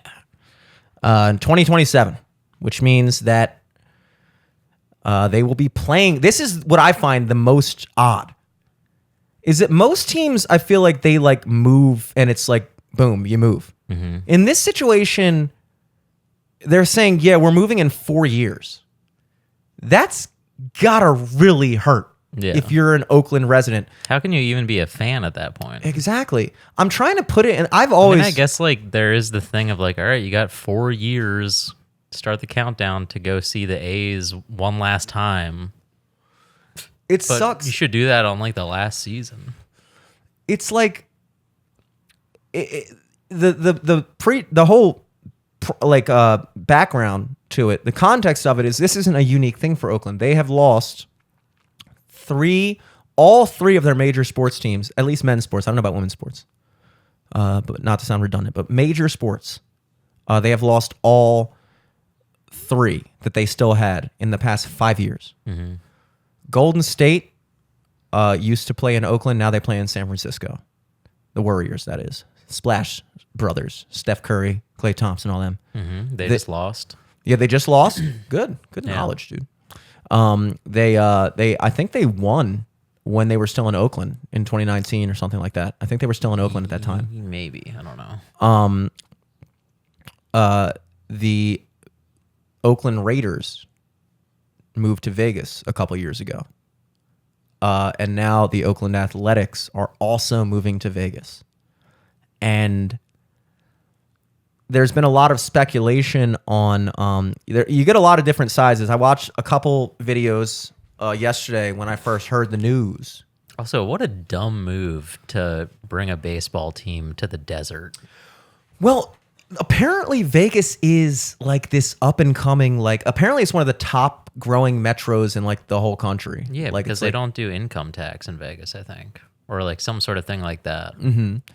But I've always Because seen, they needed an incentive for people to move into the literal desert. yeah, the literal desert. Vegas is like the oasis in the desert. I don't know if you've ever flown over Vegas. It's like Sure, I've crazy. flown over. I don't know if I've noticed it. I've definitely flown past it. I don't know about over it, but I've never been there. But there's got to be look. The thing is like when you're the owner of a sports team, like I'm sure there's got to be something that makes sense money wise why they're doing this. Clearly, especially if Well, like two California's teams. sinking into the ocean. Well, So that could be something. The maybe, Bay Area. Maybe is they becoming know a- more than us. Maybe they know like in 5 years, Yeah, in 2027 when the ice caps Oakland is melt, going to be underwater. Vegas is going to be the new Oakland. Yeah, Vegas is going to be beachfront property. Yeah. It's already sandy, you know? Hey, it's already got the sand. All you need is the water now, baby. Yeah. Drill, baby, drill. But a lot of people are blaming the owner and saying the owner's a piece of shit, and I don't know. But I will say, I'm always game because especially growing up in Baltimore with the Orioles, we don't have the greatest things to say about the Angelos family. Including myself as a fellow Greek, and my grandfather used to shine Peter Angelos' shoes back in the day, in the 40s, 50s. So we actually have, some level of connection to them just in the Greek community. Yeah. Was he like 5 getting his shoes? I think my shined or grandfather was some like shit? 13 and Angelos was like 18. Okay. He's old. He's old as fuck. He's like in his 90s, I think. I think it's mainly run by his sons or grandsons or whatever. Sons, I would say. And there's always been, I'm sympathetic to it because I've always worried that if the Orioles were to continue sucking for too long, that they'd eventually leave. And I would be very heartbroken if that happened. Because I do think that I think that having sports teams is like a major foot in the race of being able to say you're a legit major city. Like if you're a major city but you don't have any sports teams, it's kind of like, are you that big of a city? Yeah. Are you a real city though? You know, like if Baltimore were to just not have the Ravens and not have the Orioles, and we were just like Baltimore, it would be.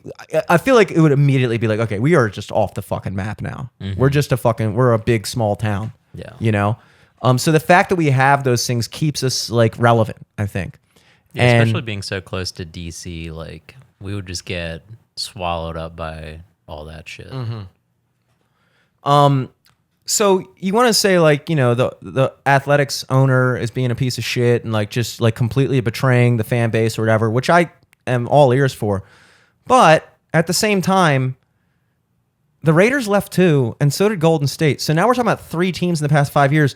At a certain point, maybe the common denominator is Oakland. You know, maybe nobody wants to talk about that, but and I'm not saying that is the case, but it's certainly a good case for the case. Like one team leaves because they have a shitty owner who completely betrays a city that he could have made it work if he cared, but he didn't. So he just took a bigger check in some other city and completely betrayed the loyalty of a fan base that had been rooting for the Athletics for 60 years or whatever. Okay, if that happens once, but if it happens 3 times in 5 years, you know, if like they say, if it stinks everywhere you walk, check the bottom of your shoes. Maybe it's Oakland.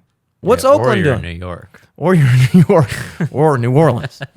But like, so I think that I don't know all the ins and outs of how professional sports work, but I always have thought it was kind of fucked up that these teams are just able to up and leave like that.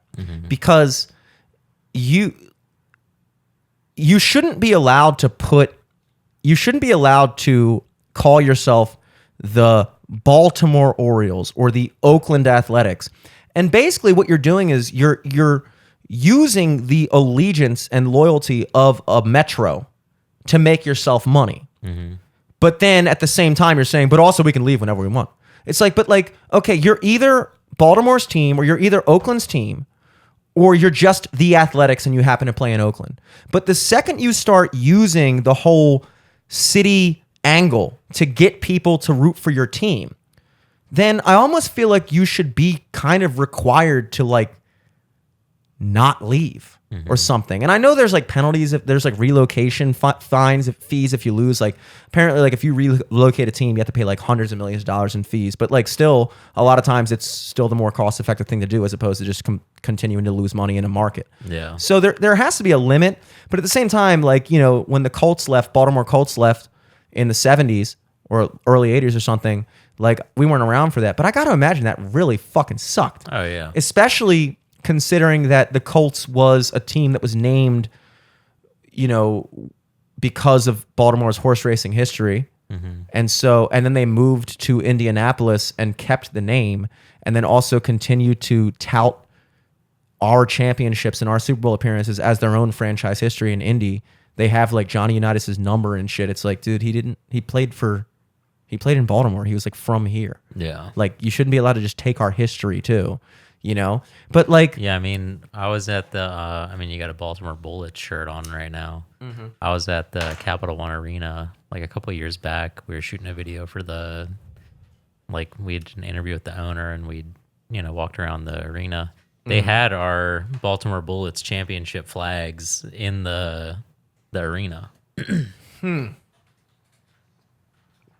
could look at that as like an homage. Yeah, and you're like, it's the team's history for sure, but it is kind of touting it. And also, I would say, and I've never been the guy to be like, I have no like loyalty to DC or any type of like connection with him really, even though I feel like we probably should. But because Baltimore doesn't have a basketball team, there's really nowhere else that we could display those championships. Yeah, for sure. And also because DC is still, for better or for worse, pretty much a Maryland place. It's half Maryland, half Virginia metro, where like a significant portion all the way up to like Annapolis and Anne Arundel County, they're all fucking like Nats and Caps fans and shit. Like so much of Maryland is invested in DC that like it's not as big of a slap in the face for a team to have moved to from one city in Maryland to another city 45 minutes south that's not technically Maryland, but like, you know, is as much Maryland as you can be without being Maryland, and have our flags because there's no Baltimore team to fly them in their stadium. With our situation, with the Ravens, it's way different. Because it's like, dude, not only is Indianapolis completely nothing to do with Baltimore in any way, shape, or form, but also we have a stadium. And we should have those in our fucking stadium. You know? So it's a little bit different. But I feel bad for... I can't imagine if I was just me, but from Oakland, how I've... Live from the studio, Oakland version me right now. You thought this was unchill? You thought this was an unchill podcast? I might be crying. Oakland me might be crying. Jimmy Solokski might be fucking crying. Eric Bazer. Bay Area. Yeah. Bay Eric Bazer. Bazer was, you know, spot on first thing. It's a sad thing, dude, and something needs to be done about the fact that these teams can leave like that, dude, because they make so much money off of us. They get grants from the city to build their stadiums, and then make money at those stadiums, and then they just leave when they're done with us. That's bullshit, dude. Leaving us used. That is bullshit. Should we cover this topic? I feel like we should. What topic? It's a hack topic. We have to. It's the most recent What is it? injustice of the world. The whole subway choking thing. Should we talk about that? I don't know too much about it. Yeah, I mean, I don't want to. Yeah, I don't really want to talk about it, to be honest. I mean, you know, it's sad whenever someone dies. Yeah. I will say, completely unrelated to that, this is something I've been thinking whenever I see a homeless person. And I agree. I don't think that, first of all, I don't think this is going to be like, I can see the media trying to make it a thing, but you can tell when something is a thing and when it's not. And this is definitely not as much of a thing as I think that the media would like it to be. You know, there's not really any riots in the street like there were for like George Floyd or anything, because people understand there's a difference. So it's not worth wasting the time of day to discuss the particulars, because it's a shitty situation, but I don't think it's emblematic of anything bigger than just something that happened that was unfortunate and ultimately probably avoidable. But what I was going to get at was the broader... Like the government cut all mental health facility fundings. That's what I was going to get to. Put homeless people out on the street. That was what I was going to get to. Not homeless people. They had a home. They became homeless from the government. They put homeful people on the street and took the fool out of their name. That's exactly what I wanted to get to, and I'm glad you said it. Why do we not have fucking... I'm like, okay. If we're being honest about homelessness, the vast majority of homeless people, and I understand this isn't the case for all people, but this is really important. We have to talk about the word disproportionate. Learn it, love it. It's a great word. Because just like we talk about, hey, human beings have 10 fingers. If you find me a guy that has 11 fingers, that does not disprove my generalization or the general truth that as human beings have 10 fingers, right? So it's called arguing the specific to the general. In any situation... Just kidding. It's called by me, arguing. It's called arguing the specific to the general. If somebody presents you a generalized observation that is statistically, empirically provable, that represents the vast majority and the norm of any specific thing you're talking about, you being able to anecdotally cite something that doesn't fit that generalization does not disprove the generalization. All you're doing is proving that just like within any statistical set or system of any type, there's what we call outliers. An outlier is a thing that exists, but it's an outlier because it exists outside of what is considered the norm. When you look at homelessness, I think it's a fair statement to say that the vast majority, and this could be changing now with inflation and stuff like that, but over the course of my life, I've noticed that the vast majority of homeless people are either suffering from some form of mental illness or addiction.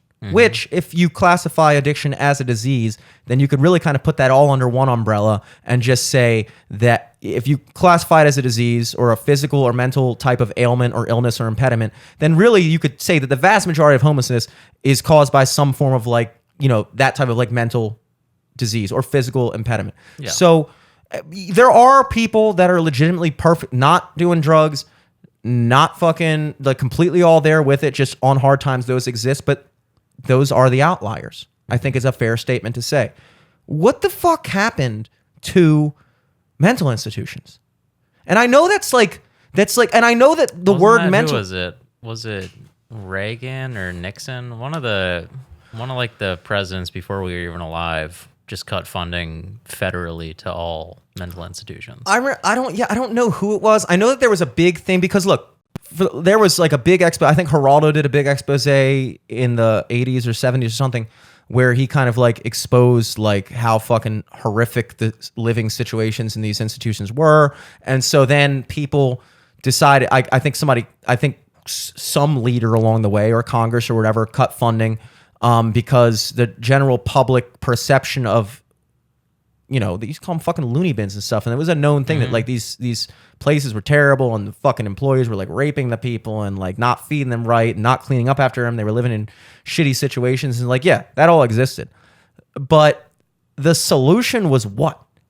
To just get rid of them. And now all the people that, sorry to say, have no business living unattended on the streets.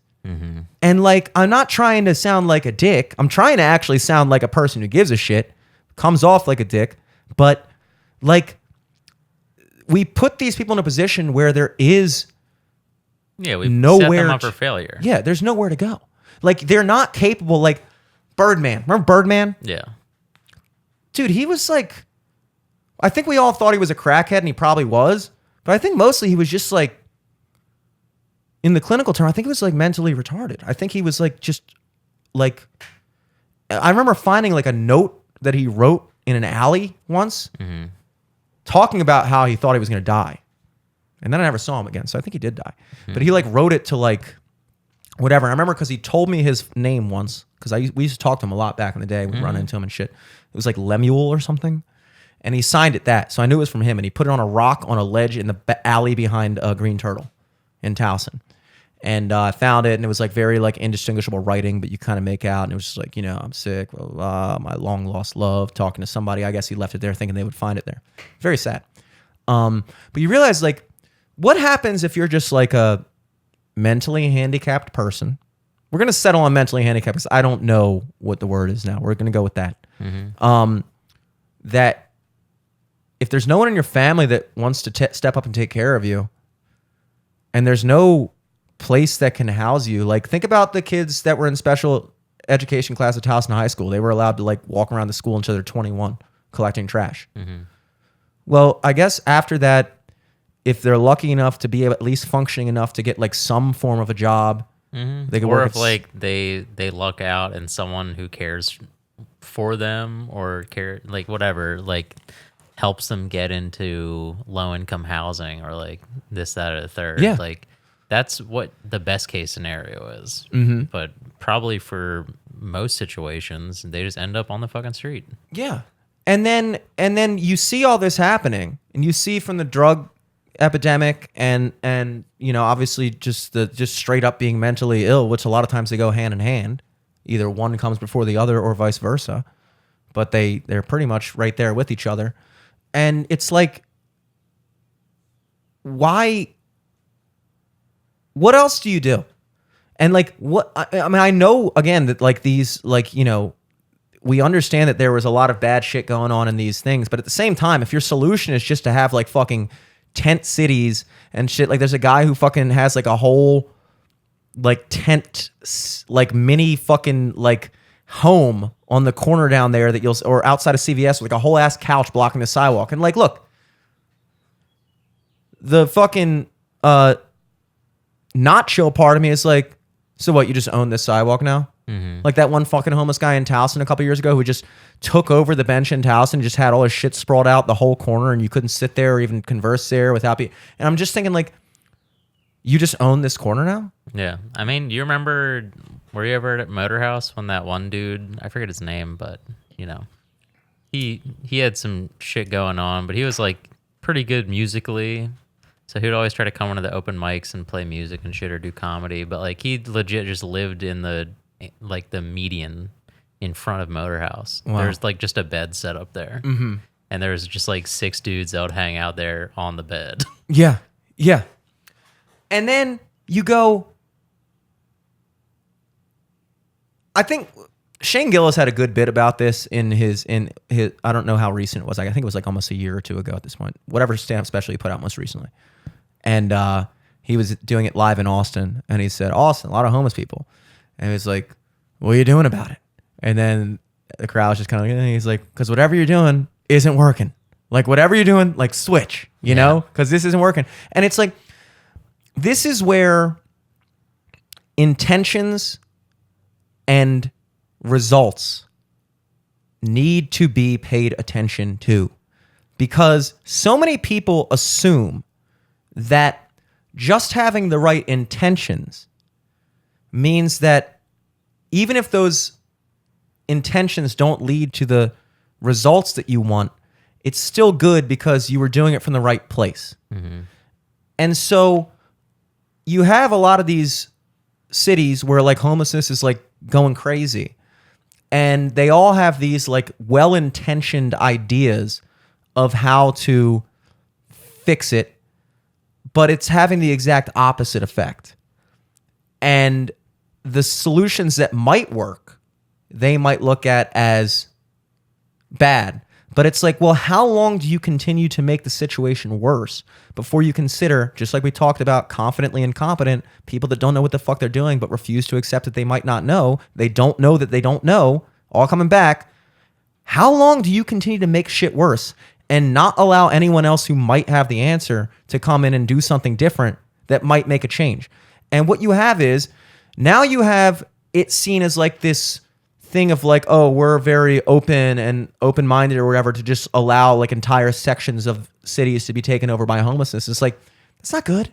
It's not good for anybody. It's not good for them. It's not good for the people that are paying to live there. It's not good for anybody. And so what exactly is it about this situation? And we talked about before how like there's entire industries that like, if you are running like a nonprofit, you know, our favorite word, nonprofit, because I'm sure nobody makes a profit, right? And then, you know, they're getting paid by the government. They're getting a fucking whatever amount per like lunch bag they make for the homeless or per person they give. And so they're making money. The more people that are coming in and out of those shelters, the more people that are coming in and getting a bagged lunch, there's people that are making money. Just the same way that the fucking... all the fucking Suboxone and shit, the drug industry goes, oh, hey, here's this drug. And then we give it to everybody, the fucking oxycodone and Oxycontin and all that shit. We give it to people, everybody, for anything. Oh, you got a fucking bad knee. Okay, here's this. Oh, you're fucking feeling nervous today? Whatever, here's this. And then you become addicted. And then they go, got just the thing. Another drug's going to make you get over that drug. Mm-hmm. And so always the solution comes back to whatever the problem was, even if it was the problem that we caused you. Conveniently, the solution is always something else that we're going to make money off of. Mm. And so you have this perpetual cycle of homelessness where people that are supposedly doing the right thing, which a lot of the people on the ground level are good intentioned people because they're not the ones making money. They're the volunteers that are working these things. They want a better situation. Yeah. But the people that are really pulling the strings on that, they don't want the homeless situation to go away. They want it to be like that because that's their entire business. Just like we talk about with fucking, if I'm a pizza place, I don't want the whole city to stop ordering pizza. If I'm a fucking homeless shelter, I'm a non-for-profit that works with this, that, the other thing, and then those things stop existing, I don't have a business anymore. Mm-hmm. So there's this built-in incentive to try to perpetuate that and keep it going. And I honestly can't think of a better. I mean, like a lot of these people. That's the other thing. A lot of these guys, you don't think about this a lot of times, but like if it's like a fucking cold climate, and these guys, a lot of them, like briefly touching back on the fucking subway thing. It's like I'm not saying this is why he was doing it, but a lot of people will purposefully do something to go to jail just to have like a fucking place to sleep and 3 meals and stuff like that. It's like there are people that are literally committing crimes just to not sleep in the cold. Yeah. And like all that stuff exists.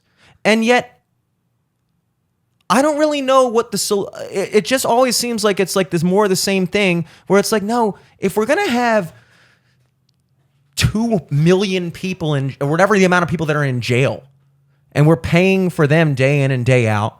A lot of them nonviolent offenders. A lot of them are in there for stupid fucking reasons. Also, a lot of them are in there for great fucking reasons. And should probably be in there longer. Let's just not leave that out too. But there's a lot of people who, that's a fucking system too. That's a fucking money grab as well. The whole justice system and shit like that. If we can do that, especially the private prison system, yeah. If we can do that, we can certainly say, hey, instead of like putting this guy in jail for whatever, why don't we instead invest that money and house 1 million fucking homeless people? And I'll tell you what, the solution also isn't to fucking take over entire buildings from the city and like do like homeless housing where they stay in the buildings and then expect like a lot of these people, unfortunately, it's like they're not equipped to live on their own.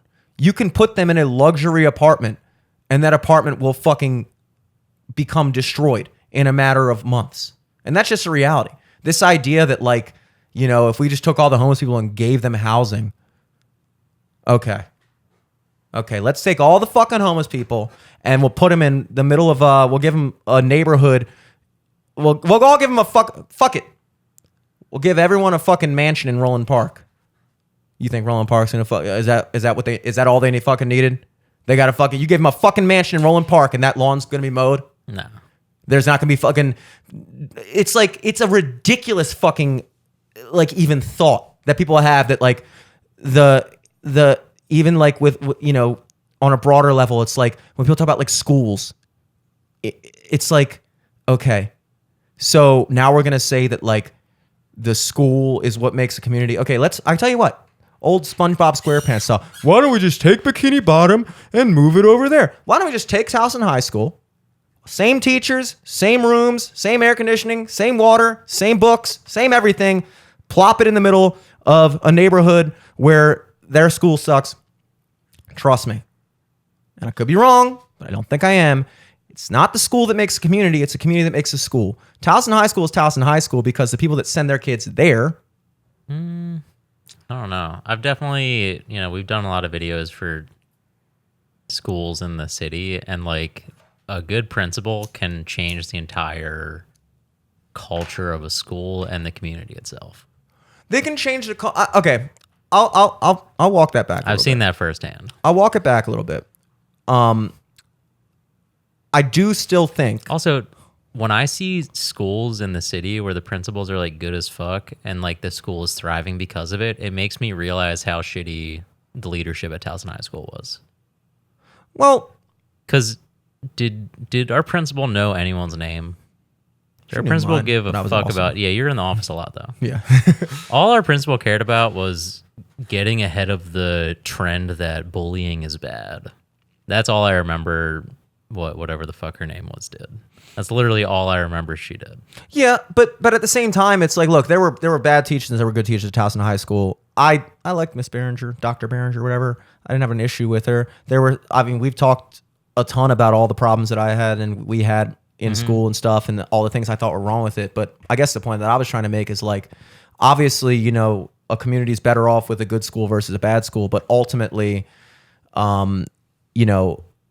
if you look at Baltimore County, it's a great example because Towson High School is Baltimore County, so is Woodlawn High School. Go to Woodlawn High School, go to Towson High School. Where's a better place to get an education? I mean, it's like they're both run by the same head guys, superintendents. They're both getting the same funding per pupil and everything like that. It's not like people are just like, no, give more shit to Towson, less shit to Woodlawn. It's like, no, that's not what happened. If anything, it's the other way around, honestly. If anything, Woodlawn had the nice fucking turf field and Towson High School still has that fucking deteriorating fucking track in the back of the school and an old ass fucking building. Like, if anything, it's the reverse at this point.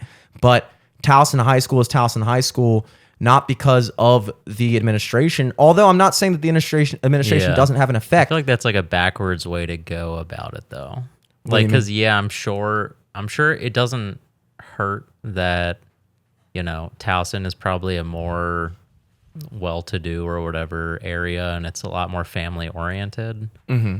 But that being said, like, if a leader, if like a good leader gets put in the position in a school like that, everything just trickles down from there. And if they're a good example and they set a good example, like, and I've seen also principals who like teach classes like in the city, like they are literal boots on the ground in the schools to show and set a good example for all the other teachers and the students and the community. Yeah. But there's only so much that a like- person can do from that position. Like, you can't, if you're a principal at a school, there's only so much influence you can have over the kid's life when he's spending the majority of his day at home. And if he or she is in a household that is not valuing education, or even if they are, but they live in a neighborhood that like, it's fucking like, like there's so many different factors that go into play that it's like, it's hard for me to go like, oh yeah, like the biggest thing is the school versus the community surrounding the school. Like, because even if you do have kids that really want to learn, which you do, there's plenty of kids that really want to learn and really want to get an education. They're going into an environment where they're surrounded by mostly a situation in their home life or with the people around. Even if their home is strong, they live in a community where it's not a valued thing. And then it's like, it all trickles down. And I think the biggest thing, I guess my point is that I do believe that if it came down to like, does the school make the community, or does the community make the school? I definitely lean towards the community makes the school. I think that's the reason why you could go to different parts of Baltimore County, which is the same school system, and see that certain schools fare better than other schools. Because at the end of the day, even though I didn't do my fucking homework and I didn't whatever, I still went to a school where like the vast majority of kids that were there came from a family that like their parents were like, no, dude, you're gonna fucking do this. You're gonna get good grades. They're involved in the education process. They're making sure they're doing their homework. They're making sure the curriculum is this, that, the other, third. They're making sure that stuff is in proper working order. They're calling people out when they're doing something wrong, and that keeps the school up to the level it needs to be because the parents are holding it to that expectation. If you don't have that, then it just allows for the same shitty administrators to go in, because there's shitty administrators everywhere that just fucking take the paycheck and just fucking run the place into the ground, do the bare minimum to get by. And when you combine that with the fact that in the home life, nobody is pushing them on that end, then it's just this like fucking perpetual cycle of just like going downhill, because there's nothing in their outside of school life that's pushing them, and there's nothing in their in school life to push them. And then you have those golden situations where you have those like star principals that really try to make a difference. But unfortunately, I mean, like, I know you've had that experience, and I think we've been on a couple shoots, and it's a cool thing. But I really feel like at a certain point, if that's the extent, if the extent stops at like, just like, oh, we're going to change this school, but nothing else surrounding all the other billions of things that surround how a kid grows up and how he gets his education, then it's almost like a dead end at a certain point. And it's only a matter of time until it gets corrupted and deteriorated, because if it's all lynched on this one fucking awesome guy, then there's a matter of time. And what happens when that guy retires? What happens when, more people come in there that aren't really trying to do their job and just trying to do the bare minimum, just like in any place you work where most people are just like, I just want to get paid, whatever. I guess my point is like, when I bring it back to the homeless thing, it's like, there's certain things where it's like, most things in life come from, I would say everything in life comes from the inside. And I think that like anything in my life, for instance, I look at it and go, okay, the reason this is happening is because of something I'm doing wrong, And I think that so much of like, it's like, there's this idea that like stuff just is good or stuff just is bad, but there's not much of a concept of like, no, things are good or are bad because there's people keeping them good or keeping them bad. If you could buy the best fucking car off the lot, brand new $200,000 Bugatti, whatever, I don't know dick about cars, but whatever, and drive it around, and it's awesome. But at a certain point, after 5,000 miles, if you're not changing the oil, if you're not getting the tires rotated, if you're not maintaining it, if you're not washing it, if you're not cleaning it, it's only a matter of time. You could take the greatest thing in the world, but if you don't have an understanding of things, just like countries, cities, cars, homes, neighborhoods, they're not just magically bad or good. If you go to a nice neighborhood, you can bet your ass. You can bet your fucking ass when you walk around down the street. That neighborhood's nice, not because the fucking city's coming in and mowing people's lawns and picking up trash off the streets. It's because when you see somebody walking down the street and finish a fucking bottle of Sprite, it ain't getting thrown on the ground. And they're mowing their fucking lawn. And it ain't because fucking the mayor's sending people to clean up after them, but not after other people. It's like so much of what you see around you, there's this idea that it's just like, oh, that just is nice. Or that just is shitty. It's like, no, like people make things shitty. People make things nice. And if you're not going to fix that, then you can give somebody the best fucking thing in the world. So going back to the homeless thing, it's like why I use the example of moving the homeless people. It's like we're going about this from this idea that like all these homeless people are on the street and all they need is like, if we could just give them like a place to stay. And it's like, I'm sorry, as nice as that would be, it's not the solution as far as I can see it, because so many of these people are not fit to live independently. That's why they're there in the first place, you know? So maybe the solution isn't just, well, whatever, let them have the fuck. It's like, you know, I don't know. I don't have all the answers, but I just like, I all I'm saying is like intentions, you know, sometimes, I guess what I'm getting at is like, sometimes some of the solutions you have to run the risk of sounding a little bit like a dick. And I know it's like it's a safer thing to say. It's a more comfortable thing to say or to suggest that, you know, it's all the surrounding circumstances. And if we just fix those and this would be, but sometimes that's not the answer. Sometimes, just like I talk about the kid in church, it's like, you know, maybe the worst thing that people are doing for this kid who doesn't know that he's like not conducting himself properly is to shy away from being like, hey, dude, I just want to let you know that this is a thing that you're doing. And you've probably experienced that maybe you're not getting the job, or maybe you're not getting the reaction from police when you talk to them or something like that, or whatever it might be. And there are things that you can fix and changes you can make that people think it's a better thing to just let it happen, when ultimately it's like, no, if anything, you're doing them a favor by letting them know, you know, or putting the onus on them. When you take away, it's a very comfortable thing to, and it's why people fall into it. It's why so much of, you know, we talk about anxiety and depression and shit and all that stuff and like whatever. It's a very comforting thing to be told or to feel like the things in your life are out of your control. Because when that's the mentality that you take, then the blame is off of you. But when you take the blame off yourself, when you take the power away from yourself, you've also taken, when you take the responsibility for your own life out of your own hands, you've also taken the power to make it better out of your own hands. It's a double-edged sword. So it's not in the immediate moment, just like they have the old saying, give a man a fish, he eats for a day, teach a man to fish, he eats for life.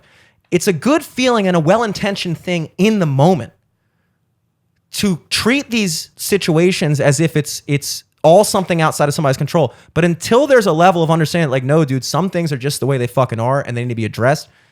But again, that's more uncomfortable. And I feel like, again, that's where the intentions lead to worse things. So, I don't know. So much for not talking about homelessness and well, everything. Hey, we didn't talk about the chokehold once. Yeah, true. What we just talked about was perennial news. We could talk about that probably forever. Yeah, and the great thing about this homelessness conversation, it'll age like fine wine, baby. It's only be more relevant next week. No one's gonna fix it. Yeah, no one. Yeah, other than that, I didn't really have much. Did you have anything? Nah, I'm getting hungry. I'm trying to go eat dinner. Okay, cool. Well, in that case, folks, thank you for tuning in. One last shout out to Rhodos before we set our sights on next year. Yeah, and shouts out to everyone who came out that day. Yeah, absolutely. It was a good ass time. Any plugs? I just got the date for that show in Virginia, but I forget. Do you know Might what be month? like August 11th, maybe the July hot set thing? 11th. Yeah, hot set in Arlington, Virginia. Nice. Keep an eye out for that. I'll probably post about it coming soon.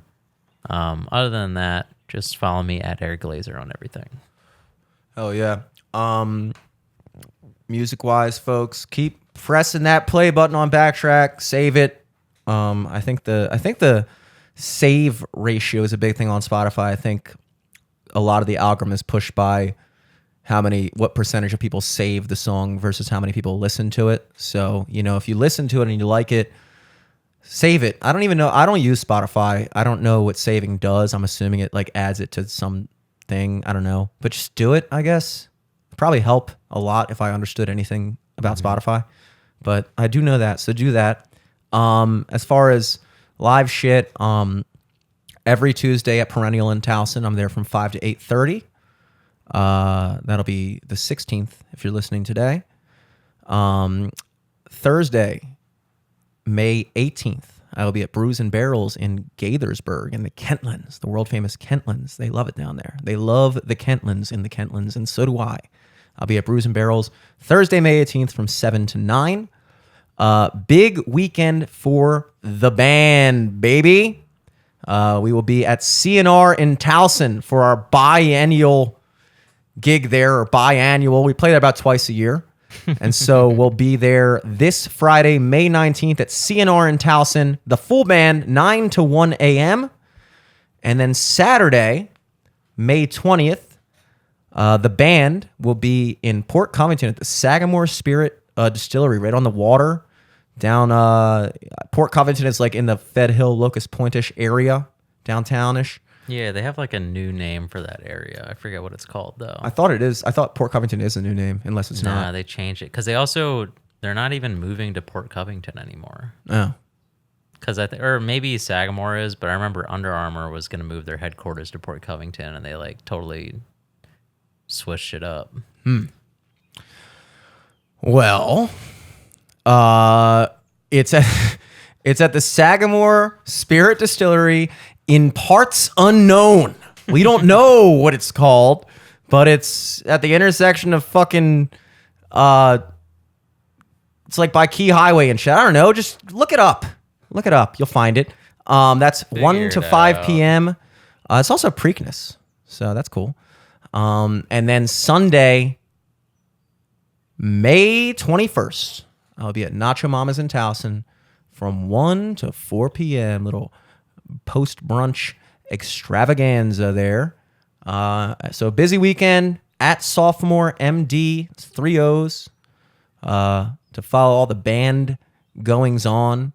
At Jimmy Selesky to follow all the man goings on. At Eric Glazer. Yes, sir. A before E, except after G. L. To follow all the comedy happenings. And of course, LFTS podcast across the board if you want to be anywhere close to figuring out the universe. Till next week, folks. Peace.